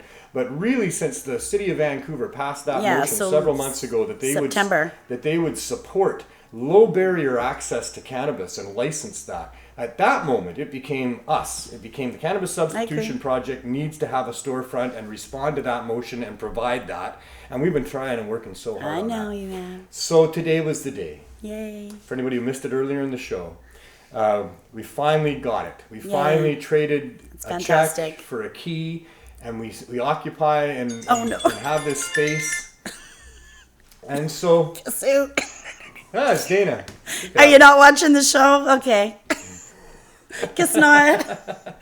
He watches it sometimes. He doesn't. It doesn't have to be live. People can watch this anytime in case you don't know that. I know, but I told him I was going to be on. So today's the day finally, and we've been building this for a long time. And people who watch the show know that last week I thought I had a handshake deal with a guy to rent his space, and then he decided that the city was going to come after him if he did, and he wouldn't let us do it. And that's the story we've been hearing from everybody. I remember because you had a heritage building, or you thought you did before this one. Yeah, before that one, right next to where the herb school was. I started trying to find out more history about that building because I was I was so intrigued by it. Lots of history that sort of goes like that with what we were doing at the herb school right next to that vacant lot that became the garden because we lobbied for that.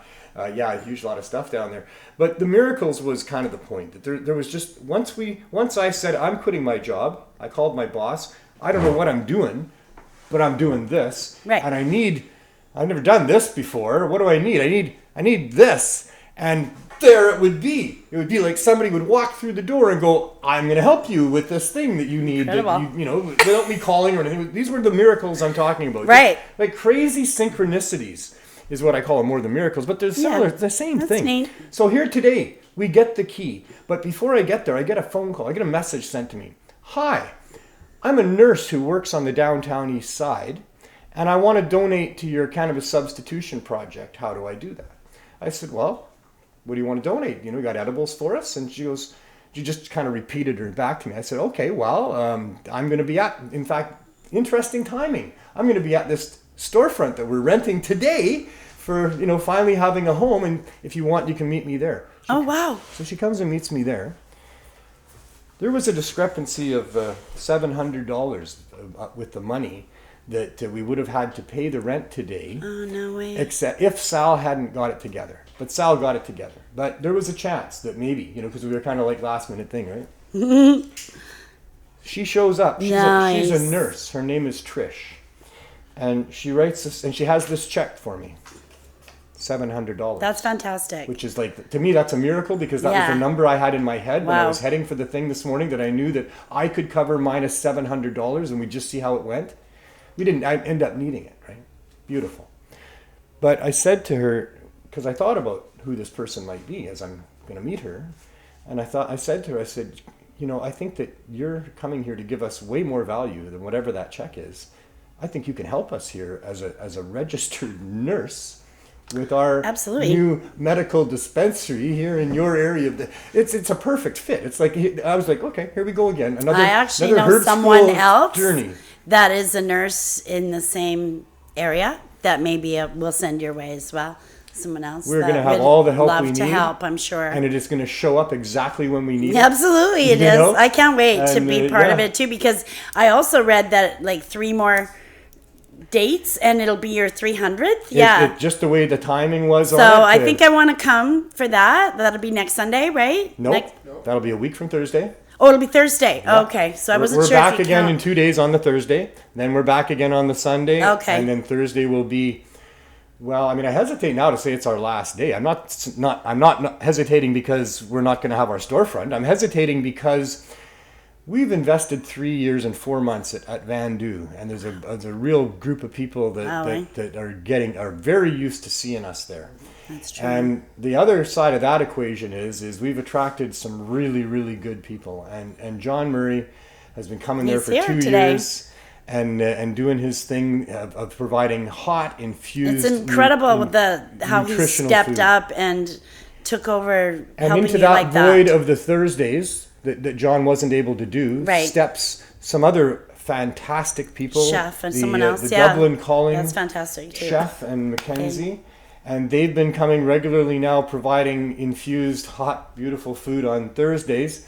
We can't have that at where our dispensary is going to be. The logistics of the area won't provide for it, and our agreement with the building is that we won't we will try not to have large lineups of people. We're moving from 12 hours of dispensing free cannabis to 196 hours in a month. So we can disperse all of our people, we won't evenly throughout. We won't have lineups, and we'll know how to deal with it. It'll be a big change, but for you'll John adapt. And for Dublin Calling, right? They don't want to stop helping these people. I'm sure it's the biggest boost they get to their week of coming down there and seeing all those appreciative faces benefit from just kindness. Well, maybe some freezers or something like that. Well, might be in order. The more it's being rolled around by myself and the other people involved, is perhaps we're going to continue a presence at Vandu for a while anyway, of Thursdays and Sundays, of bringing down the hot infused food and maybe giving out a gummy and a joint and not a care pack, and giving people the brochure about where our dispensary is and having them come down and let us help them properly. Well, that's great if you can juggle both still, The whole care pack thing was never the right way to do it. It was a way to do it. It was a way to get cannabinoids into that neighborhood that would help people in whatever form we put it in. And it was incredible. But it was always just a haphazard bag of a bunch of different things for individuals that have other individual needs besides those things. And we tried our best to help people swap out different things. And some guys just like the gummies, or they just like the cookies. And considerate to their needs. We try to be as best we can. Absolutely. But it was never the right way to do it. No, the right way to do it is the way we're going to do it now. And people are going to have a variety of the different potential things or that they could possibly use for themselves, and they'll get to choose. And we'll give them, with a cap, maybe 420 milligrams for a 3-day span, 3 joints or something like that as a cap. And then if they need more than that, we'll have it available at our low barrier access point right beside us, and the counter right beside us will be our retail outlet, which is going to have good weed at $3 a gram, I guarantee you. Oh man, that's And we're going to have really good weed. That's fantastic. Like fantastic weed that is not going to ever have a double digit beside it, because I don't believe in that. And I know that we can keep those prices down. Wow, Neil, that's impressive. So that's what we're all about, is low barrier access. In really that good medical grade cannabis, and really affordable, and without much barrier to get it. Everybody's going to be a member. They got to be. Yeah. You don't mind staying a little bit late with me while I go into the CSP time? You got time? We get to... You're kind of, We got a few more minutes, We're going to make everybody a member of both sides. All the people that have been going to the CSP for the last couple of years, all the faces we know so well, they're members. They're going to be members without any scrutiny whatsoever. They get to come and continue to get what it is that they need for themselves, and we'll give it to them. We'll see how many more members we can help. And I think we can help a lot. I think the numbers will increase. I think people will come from other areas. Yep. Once you're established and the word gets out, and right? If they qualify, they can be a member. Absolutely, yeah. We may have to cap that at some point. I mean, it won't be capped radius below 400. I don't think. Wow. I think we can handle 400 members.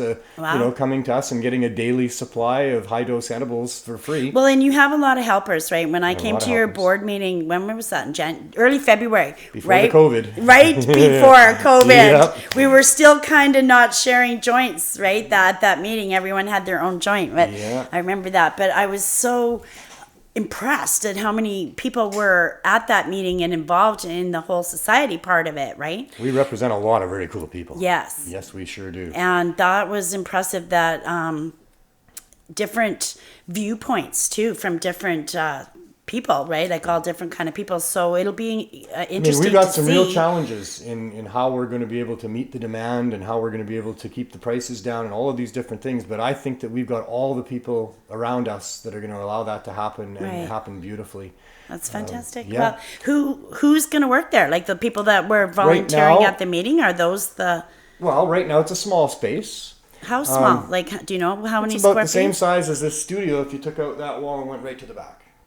Okay. Might be a little bit wider. Wider? Maybe another couple feet wider. So about 12 feet We or... can have a horseshoe counter in there, L shape, yeah. L shape. CSP will get a portion of that counter to deal with their people, and there's a little waiting area there that works out perfectly for because we're going to take some time with everybody, right?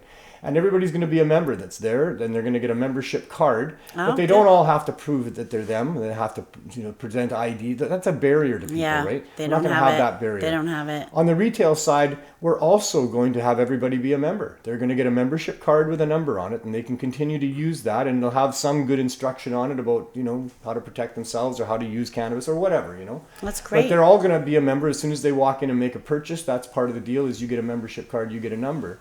And I think that gives us a little more protection. But I think we're protected from the forces of government because they're working with us. And we're doing the right thing, the right way. Our other Cannabis Substitution Project that runs over in Victoria, run by the people there through Solid, they've been in a partnership and an agreement, an ongoing study that's happening at the federal level with Patty Haydu that we're now going to be part of. Oh, wow. So tomorrow I'll be contacting Jack, and he's going to send me over the forms that they use, because everybody on the cannabis substitution side fills out a form to get those free cannabis that they're getting. It's not free in that they have to give us information, and the information we want is not so personal as to where do you live, and it's very basic. But it's along the lines of, do you have experience using cannabis high-dose edibles? What does it help you with? Is there any problems you've had with it? What dosages do you use for what things? That's what we want. That's what we want to know. And then like their age group or something you'd want to Sure. categorize. Absolutely. Male or female. And all of that information will be updated every time they come. So every time they So come you're going and to get have a pack. like a secretary that's going to be kind of in charge of the So paper. that's a long way of answering your question. Who's going to work there? Right now, Jen and Andrew, my two main volunteers for the last 3 years, are going to be staff there as much as they can. Andrew says he can be full-time. He would love to be there every day. That's great. Jen has become an amazingly busy activist on the downtown east side, and she's got a lot of stuff going on, and I'm not sure how many hours she's going to be able to put in there. And I'm going to be there every day as best I can, and my partner Sal is going to be there, probably every day. I'll have a hard time getting him out of there. And we'll just see what else we need. We do have Tony that works security for us at Van Du that's going to come and be so gentle and kind and compassionate and helping people be organized and access us without some of the difficulties that can arise, in that area in a place like that. And that's kind of, and I guess our other packaging girl, Sarah, is penciled in, and our other holy roller / volunteer coordinator, George, is going to get a shot there. I don't think I know George. Yeah, we want to give opportunities to as many people as we can. That's part of what the Serious Hope Society is all about. We want temporary and full-time employment opportunities for people to help them, refine themselves and reestablish the lives that they had before whatever spiraled them down into that area and those lifestyles. And that's what I'm all about. That's what I know all my friends can't wait all to about. come and visit and see the Probably setup. be there in a couple of days, won't you? Maybe even tomorrow. Oh, now that I know where it is. We'll probably have somebody there from 11 till 7 every day now. So you've got counters and... No, well, okay. I guess we do, because we stole a couple from the studio here. Didn't mean to. I came up the stairs and told Neil that we had our space. All we need now is some counters and chairs and tables, and I got some of that coming in tomorrow. And he says, well, there's these 2 counters I want to get out of here. Oh, man, there you go with I the universe thing. Yeah, I know, exactly, right? So I arranged for Jared to come, and just before we started the show, we carried the cabinets down and put them into the truck. I think we saw that when we were pulling up. Did you take them to the space and load them in? Yeah. Oh, yeah, that's very cool. Oh, great. What you might not know is Jeremiah called me. He said, what do you mean you're taking our counters? And I said, well, I thought Anil had that power. And Anil hadn't really thought much about it, but he had a meeting this morning with, a cannabis culture meeting with the staff and everything. Right. And one of the items was, hey, we got these counters sitting up in the studio that we got to get rid of. They've changed the decor and everything. For him, it was his little minor miracle that I walked in and said, hey, I need some counters. And he's, really, you can take these? I said, yeah, probably in half an hour or so. So it's like Cool. Well, we might have. It's We'll too bad probably you pay for didn't 'em. tell me a couple days ago. I had a couple desks I probably could have donated, but Oh, we're not done needing donations. well, We'll I see what have some happens. chairs, maybe some folding chairs Jeremiah we calls can me and donate. says, we paid for those. Those are brand new. I just had them built. Yeah, I know. I built them. Well, there you go. He forgets his memory. But we got a short. check today. Yeah. That would give us plenty of leverage to be able to give Jeremiah, a discount from what he paid for him at Eddie's wholesale supply. And he Right. said that's what he would do if he doesn't want them. And if he does want them, we'll give them back in a week because somebody else is going to give us. We'll condos. find you some donations We're gonna too. find Once I everything that come we in need. there, I'll see. We are going to allow people to. The woman that gave us the money today thanked me in a message as she left. She sent me a text saying, that's "You nice. absolutely made my day today." Aw, that's nice. Somebody gave us a whole bunch of money and Yeah. we made their day. Because You know what I giving mean? feels good, It right? does. You know We're- that when you they're helping give. us help people. They know that, Yes. and so that's a You very feel so powerful good. thing that we can help people by letting them donate to us, so Right. that we can help the people that need it. And so I'm so I have excited for such- you guys. Us too. Can't wait. It's We've a been big. we've been formulating this for quite a while, as you know. Like the Serious Yeah, Hope it has Society been a is few is months. an idea that I've had for a long time that came to fruition because we kind of needed to address the city as the Cannabis Substitution Project and a society. And it's getting so we put big. that all together, and the rest of it is just it's a manifestation of all these great people that are part of that society that are just doing their things and making it happen. And I want to pinch myself every day. I know. Thinking about where we're going and Everything is gonna be fine, like it usually always is, right? well, And I it's think, like this. I believe well, the universe is like this. we don't know what's gonna happen with the But virus. we're and I coming heard back you, up, baby. Yeah. We got medical cannabis dispensaries coming back. Yeah. We're not going to be the only ones that do this. This is a I've model seen- anybody can use. I've I've been seen saying a that for few. a long time. Right? There's In the new last ones- week there's new or ones popping two. up. Yeah. They I got think big they're, bright signs and they're saying come on back because you don't need to go to a government store. Yeah. You don't need to go to City Cannabis because they're terrible. Right? So, and part of what they need to do is help to serve those people that aren't being served by the government stores, so that they've Absolutely. got a segment of the population that needs them, and they got to get their prices down a little bit more. yeah, I'm they gonna do. help them do that. Well, let's hope. They Because won't supply, have much of a choice, will they? supply and demand is how the prices are usually set, anyways, That's right? right. So if all of a sudden all the people start going back to the medicinal stores, then the demand is going to be so short on if they their start coming side. to our stores because we've got good $80 ounces and the Wow, other that's a places great can't deal. touch that, No, then the other places will have to touch that, won't they? And that'll force them. And you That's know right. what? They're still going to make good money. That's what we're determining when we're crunching the numbers. We can see that we can do this based on the pricing that is out there, and we're going to get a little better pricing because Hopefully, it's- we're doing such don't- good work with it, right? Yeah. People are going to want to help us. They're going to want to help us bring back dispensaries, and they're going to want to help us help the people that we're helping. So we're going to be able to provide better prices for that. We will never, as an organization, take the profit that happens out of that. When somebody gives us a better deal on something, that is going to go to the people, Right. not to us. We will never take more than 50% profit markup on anything, and we want it down around 30%. We think that's a business model I that think can that- work. I hope If it so. can't I work, hope we'll you're raise it a right. little bit. But I you're believe right. it can work. I really do. hope And you're I think right. these other dispensaries can do similar things, and they should do similar things. They might not be the Serious Hope Society and the Cannabis Substitution Project in a conjunction with a retail sale, but they should have a compassionate pricing schedule going on. They should make sure people that need it get it. They Right. should be gearing themselves to medical needs and strain well, and I specificity think and all someone's that. got to start, and whether it comes from you or maybe one of these other new stores. I haven't even had a chance to visit any of these stores I was yet. in the one you were talking about just the other Just, day. yeah, They on- got $26 gummies in there. Whoa, that's not $26. helping We're gonna have anybody. ours will be $6. $5 or $6. Yeah, Wow. well, the main ones that we have that are from we have a deal with them that they'll give them to us cheap enough that we can give it away for $6. We don't need to See, make much on them. that's- And of course, for the CSP, we give them away. But on the retail side, they'll be $6. And then you can access and that's cost those, recovery like- for us. Yeah. Well, I think your plan. And there's another thing I should mention because you're here Okay. for me for this segment here, and that is that we are going to have 2 grades of cannabis. We are going to have tested and we are going to have trusted. Okay. Tested and trusted. Yeah. We've been doing what we're doing for 3 years now. We have a number of good growers Donation, associated yeah. between us and we have the 4 main dispensaries that were the real respected ones from the beginning here. Right. Weeds, Glass and Gifts, the Right. Medicinal Cannabis Dispensary, the Green Cross, and what's the other one The pain management or something? No, I don't know who your 4th one was. Cannabis Culture. Oh, Cannabis Culture. right. Yeah, Cannabis Culture. So we have those 4 groups that are involved with us and wanting to support us. So Still, well, that's so that- fantastic. So that if you are concerned about your health issues and consuming cannabis that hasn't been properly tested and may have something in it that might compromise you, we got that for you. We're going to have tested cannabis. In fact, we're going to be testing probably everything, and we're going to test stuff that we're in the Like when trusted you say category. tested, you mean send it to like We the lab have on our the own island? lab. Oh. We have the what was the Green Cross as all their testing equipment, and we will be testing see, I for didn't know everything that. that is worth testing He's for. never told me that I before. see. Now I know. There you go. Huh. We are an amazing coalition of people. I And so know. we're gonna test everything that needs to be tested, and we will have tested weed for people that want tested weed. We will probably, because our volume will be fairly quick, that some of our trusted growers will be supplying us with cannabis that we know where it came from. We know these Hey. growers. We know how much they care about their product and their and it's reputation and who they're consistent. serving.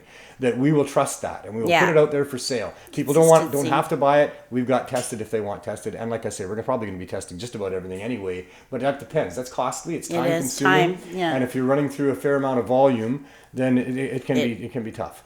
So that's how I see it, and I think we can do that. I can't wait. So let's broadcast from there one day. And Yep, I thought about that for sure. Yeah. I mean, in a week or two. I don't know how soon you're going to be. Well, Neil's going to come down and film it when we. When we Okay. have some I'll of be our- watching then. We're gonna be softly open for the next couple of weeks. We're gonna be at Thornton Park for Cannabis Day with a Oh, yeah? booth there. Yes, we are. I don't think we're going to work on Cannabis Day this year. We'll Really? decide in the next week or Yeah, so. well, It's too early. I I'm wonder. gonna nudge you towards deciding to be there. Well, Alberta today said they're gonna phase 3. They're gonna allow 100 people together in a gathering. So if Cindy, BC have you not follows been to that, the beaches? then Go to English Bay. Yeah. Go to Kitts Beach. I haven't. Hundreds, thousands I know. of people all gathered there. Yeah. A And wreck then- beach, and- imagine. And that was enough that I was saying to Jeremiah, as long as the numbers stay the same, we keep this thing flat, there's no big reoccurrence within the communities, then we're on track for allowing people to come Right. to Thornton Park. We just And haven't we would made have that the vendors, decision but we as wouldn't a have business stage, yet. Right? We wouldn't No have stage. We wouldn't encourage people to come and stand in front of a stage. Well, things have changed from there because we had the protests. We had the huge Yes. Black Lives Did you Matter go? protest. No, I did not go. Did anyone in this room go? I went to one. Did you? Yeah, I did No. not go. I'm Not that I don't not support ready the, for the that. cause, but there's a lot of different issues there. I don't want to get into it here Right. at this point. No, I'm glad we uh, didn't talk about that really. Well, it's very controversial, and Right. all of these things, COVID, the climate change, the protests about Black Lives Matter, are all very, very divisive. They're very complicated. They're very confusing. the they're timing is hypocritical, just and they're very divisive. And bizarre. I'm trying to unite people, not divide Yeah, them. no, I'm glad we didn't discuss any of that. We have But much that better topics. protest, you must have seen it on TV. I did. That told me right there, right when I saw that, as soon as I saw it, I texted Jeremiah. I said, we can consider having a stage at 420. And what And was the his other reply? Thing, the other thing that he hasn't replied to me on that. Yeah. The other thing on that is that even if we had a stage and we had bands and we had speakers, the people standing in front of that stage can distance themselves. Just like they're doing in the parks right now, just like they're doing in some of the protests where you see if you go overhead, I'm just that not there's people sure yet, distancing like- as they're in front. And they had stages You don't have to here. convince me too much more, but Yeah, they had stages here for the protests, right? They had, Right. they had a lot of speakers up there, and we can do that. And one of the reasons I'm saying it, not just because I want to have fun with my friends, like we have so much at these rallies, and I miss them a lot, but it's because we got a lot to say. We got a lot to say. I don't want and to talk a Cannabis lot Day about is these fun. things I right really now like here, Cannabis but- Day. Like we gave away plants one year, right? We grew 500 plants. We gave them all away on Cannabis Day one year. And There's a lot to talk about. yeah, a lot to I do. really like Cannabis Day. So- I need another week though to make that decision. Cannabis if Day we're is gonna have a happen booth whether or you not. guys come or I not. realize, and if we don't have a booth, we'll probably just come anyways Sure, and of course just you will. wander around and. But have and- a booth, tell Dana, let's, Well, you let's go tell there. him. I will, if he Because answers it'll, my text. we'll see what happens on Cannabis Day. No Right. promises Well, today. we've got a lot to say. We've got a lot of things to address. We've had our protests, had the shit kicked out of Squashed. them here, squashed. This year, yeah. 420 this year was going to make a profound impact on the world Yeah. and legalization and everything else. Our Yeah, speeches we were going to ready. have the Get Your Drugs Tested booth. We were really excited to take the spectrometer down there this year. Like that was the plan for us for 420 this year, was to showcase that. And that got taken away too. Our community wants to have something. We want to come back. We want to do things because we haven't been allowed to. And here's our best and first opportunity. I We got agree. 2 more weeks of numbers staying flat. Let's we'll have see, another yeah. phase that we're going to move into. If they go up to 100, which most likely they will next, then 100 people per gathering for the summer. I think and that's the our gathering would next be in step. front of the stage, not the whole park. The gathering would be just what's in front of the stage, and we can do that. 100 people spaced out a little bit, and we seldom get more than that at Cannabis Day. If this, yeah, if so, most likely that's what Dr. Henry's going to announce next week, I would think, right? And yeah, I think so. But Well- haven't they been doing? I heard you at the beginning. You were giving her a bit of a hard time. Well, Hey, she's lost some credibility.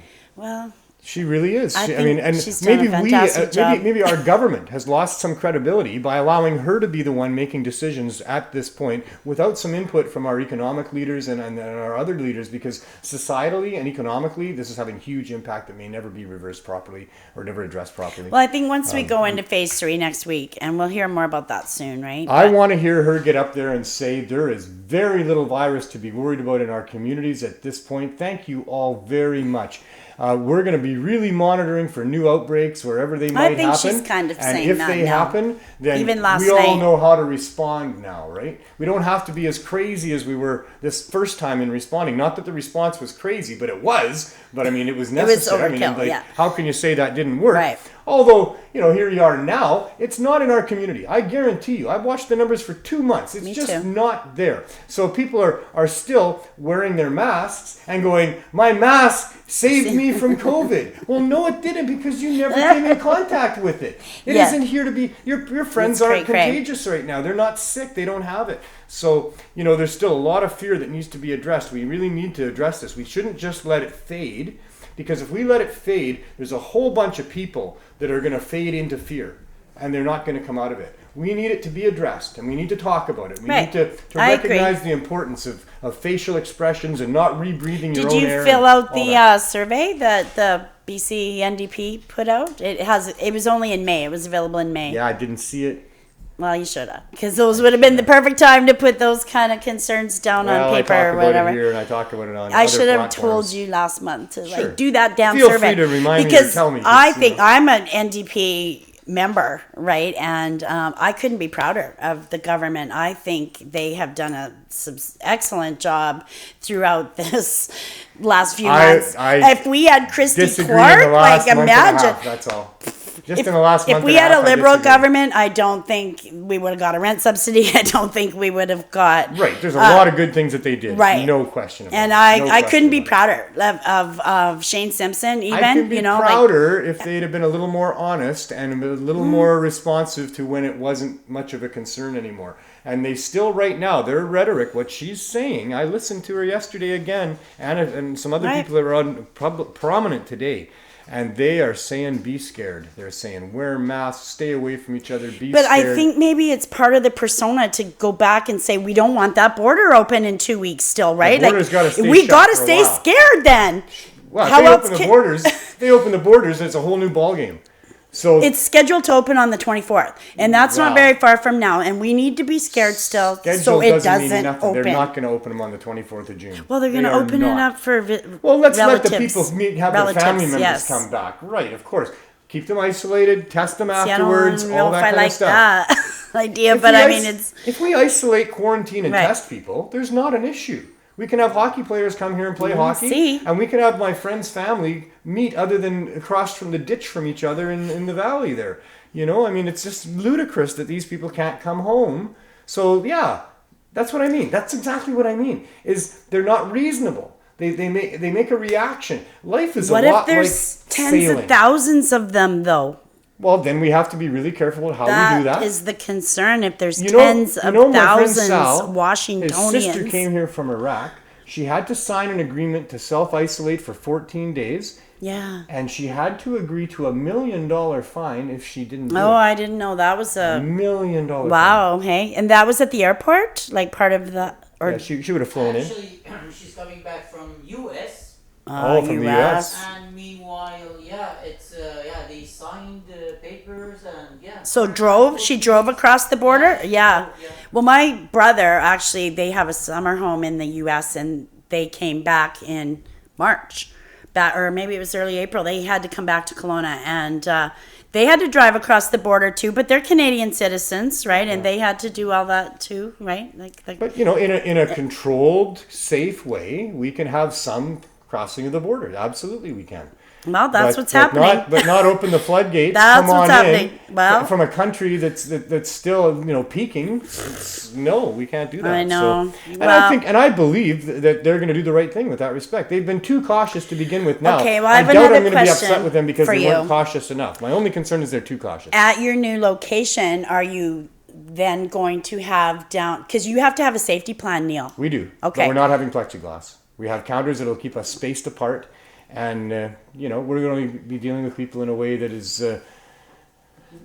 separate enough. Well, they have countertop displays They're too, not right? gonna, You can, but they don't have it downstairs in Cannabis Culture here either, right? At the store. Yeah, we're going to be the same as Cannabis Culture. Yeah, so they don't have it either. But I'll discuss this with anybody that wants to talk about it. Show okay. me numbers that justify us being more concerned than we are going to be. If I were you, I would get the ones hanging from the ceiling. You can't get plexiglass nowadays. No, it's a bendable plastic. All you need is a barrier, and then you don't have to wear a mask. I'm not going to wear a mask, and I'm not going to have a barrier. Sal's going to wear a mask. I would have the plastic barrier because. Do you know the emotional impact that can happen to people that are in that vulnerable population that we deal with respect to us now separating ourselves from them with plexiglass because we're afraid of them and shit? You have to have a safety plan. Like I'm My reminding safety plan you that. is we are going to respect social distancing, especially for those that want it. But not between customer and serving customer. That's how you're going to serve someone 6 feet away. I'm not. You're That's going to not have the them. social distancing that I believe in at all. Okay. We're going to do the same as they're doing downstairs here and in most of the places that you go into right now. And if the numbers start going up, then we'll reconsider things. Okay. And I'm going to talk to any official that wants to talk to me about it, about the impact on our vulnerable population mentally and emotionally in having to deal in that world.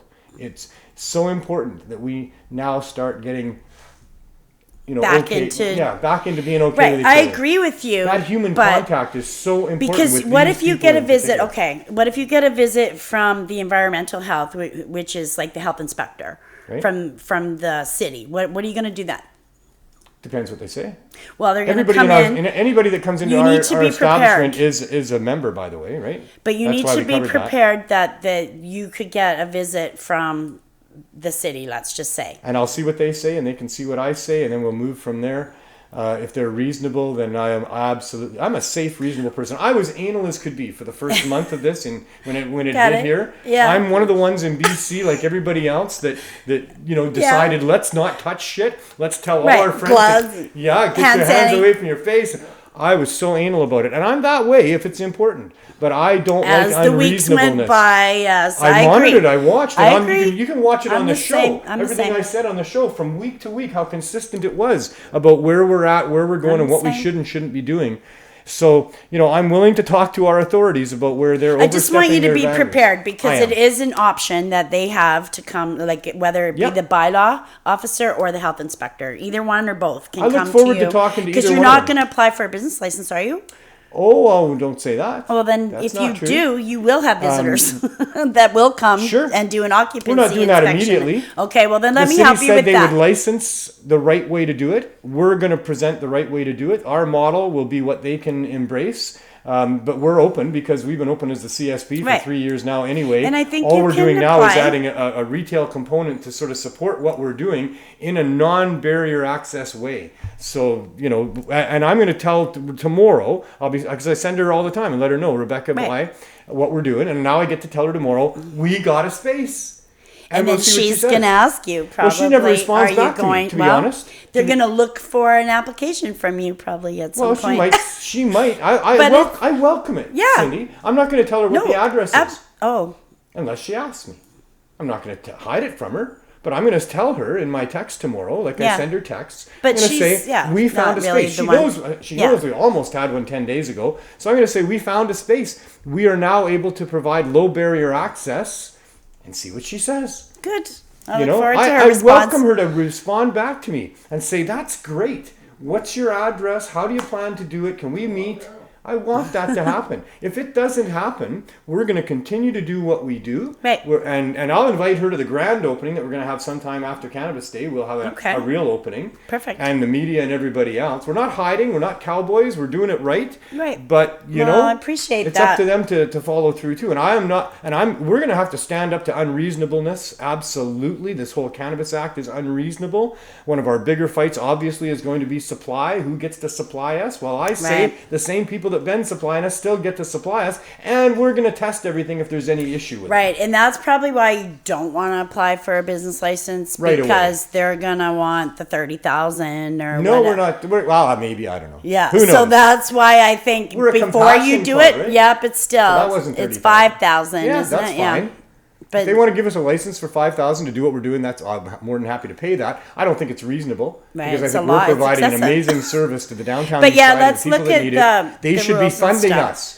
They shouldn't be charging us taxes or fees or licensing or nothing like that. They should license us and they should support us. They should fund us, give us support to do what we're doing. We're doing the work of government. That's what the Serious Hope Society is all about. That's what the Cannabis Substitution Project is all Right. about. We're doing the work that government should be doing. They're only not doing it because they're corrupt as hell. They're pleading End of story. ignorance, but it's Yeah, corrupt as hell. it's true. Well, Anyway, Cindy, it's been a pleasure. that has been such a pleasure to be here. Thank you so My much, second not time. just for coming, but for all the work that you're doing Oh, and will thank you, continue Neil. to do. Same You're to really you. a big part of the engine that makes things work here, you know? Chugga chugga. Chugga chugga. You found a really good place for yourself. did. And, you know, and you've really I made love it my work. job and I love living here. I didn't think, that I'd be saying that because I've been self-employed Well, it's so nice. Well, yeah, and I was self-employed all my life. Like, after I left the hospital, I was self-employed and I never thought, working for someone and moving to a big city would be where I'd be at this stage of my life. So I couldn't be happier. You couldn't be happier. You're where you want to be. Right, like Thank you so like much. you said, everything just comes together and it's meant to be, and you just take it for what it is. And One person working by themselves who is creative and persistent can make a hell of a change. A whole bunch of people that have creativity and persistence that work together as a team. I can't wait to see what we're going to do, but we're going to do some amazing well, good things. here's to the future. Here's to the future. Thank you so much. Thank you. Thanks, O'Neill. Thanks. So here we've got hot dogs and we got volunteers making hot dogs, which is really nice. I'm hungry as a wolf. 45 minutes before you eat anything else out of the bag, because that might be more than you need, right? Might be enough. Yeah, it's got THC in it. I think she said CBD. Oh, this is CBD. Oh, this is CBD. You're all good to go. That's not going to get you high. That'll get you high. That'll just make you feel good. What brings you to our cannabis substitution lineup? Because I take the pot for my arthritis and for the pain in my knees. I like hot dogs with my mustard. Well, you're gonna get high. Thank you. You're gonna get high on the mustard. All right. You want one of those ones? Yeah, we're going to give you this. What do you want? One of these. It doesn't matter. It doesn't matter what's on it. Oh wow, cute. Thank you. Did you want to infuse hot dog? Sure. Ketchup and mustard? So you eat the hot dog. Don't eat a bunch of other stuff for about 40 minutes. See how you feel, right? One more thing before I... CBD and infused not THC. The cap that's in your bag. Probably eat that with food. Just a bite of something. How you doing, sir? Pretty good. Yeah. You have a preference? Black cherry? Oh, Evan is the chef. Oh, you want the purple? I'm not. What did you do? How did you infuse it? Both.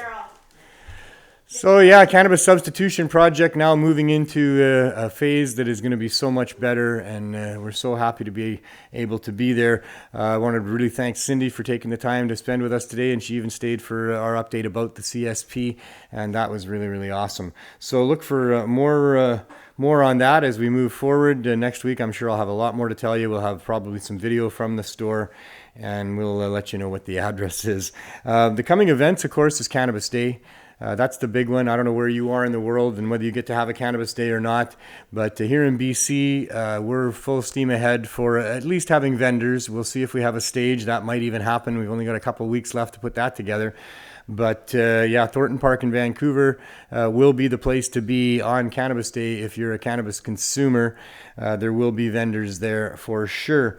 I want to thank Cannabis Culture for allowing me to use this space and do what we do here in trying to give out information and help educate people about things. I want to thank my producer, Neil, for making it all work for me. It wouldn't happen without Neil behind the scenes. You have no idea. Well, maybe some of you do. Also here at Cannabis Culture, we have other shows. We have Carly Marley and the 420 Lifestyle on Mondays with BC Bud Gal, and she's doing some of her own stuff recently as well, so look for some of that stuff. Greg Williams is here doing From Under the Influence show, the longest running host of Cannabis Culture, over 20 years of bringing his unique perspective to the cannabis world. And on Fridays, we now have Johnny B. And what's the name of his show? How's it growing? How's it growing, Johnny? Johnny will tell you how it's growing. He's one of the best seed to final smoke, and he's going to carry you on his journey of doing just that. And his show, I'm sure that will be amazing. Is there anything else, Neil, that I'm missing? Is we got the high noon show at all still going on? Or Still on hiatus. Still on hiatus. It's on return, but not Once we get High Score open, we'll probably have some more of that going on. That would be nice. You know. So yeah. Wednesday, Thursday, Friday, yeah. That's kind of it. It's a very interesting world we live in. There's so much going on. TV, tons of old videos and other things that we shoot. Oh, archives of stuff. You can go back and watch all kinds of old shows, and there's a whole bunch to peruse there on the website. Pot.tv. Pot.tv. So, yeah, thanks for joining us on today's show, and I hope you pass on some good stuff, and I hope we helped your hour or 2 hours be worth it, or however long you spent with us. And let's go get this world back into a position where we can feel comfortable in it again. And while you're doing that, just have as much fun as you can.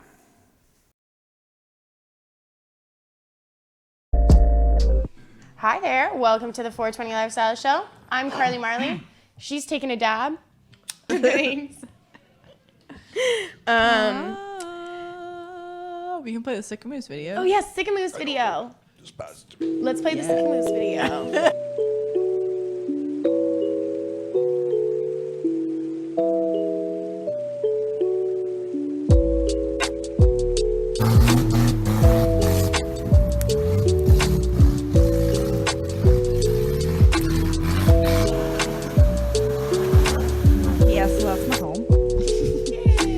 That's like all over the place, I guess.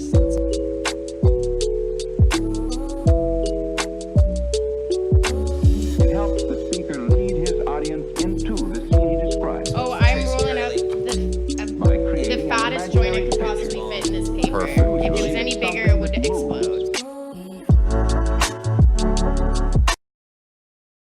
Are we still banned on YouTube? I'm Marijuana Man. Welcome to From Under the Influence. If they had weed, guaranteed they would make money. That's the only conclusion I can come to, is they don't have any weed. Because people are still going to buy it, for God's sakes. People actually like weed and want to buy weed. And a huge number of people have no choice but to come and buy it from you. And still, you can't make money? Holy fuck. Now what?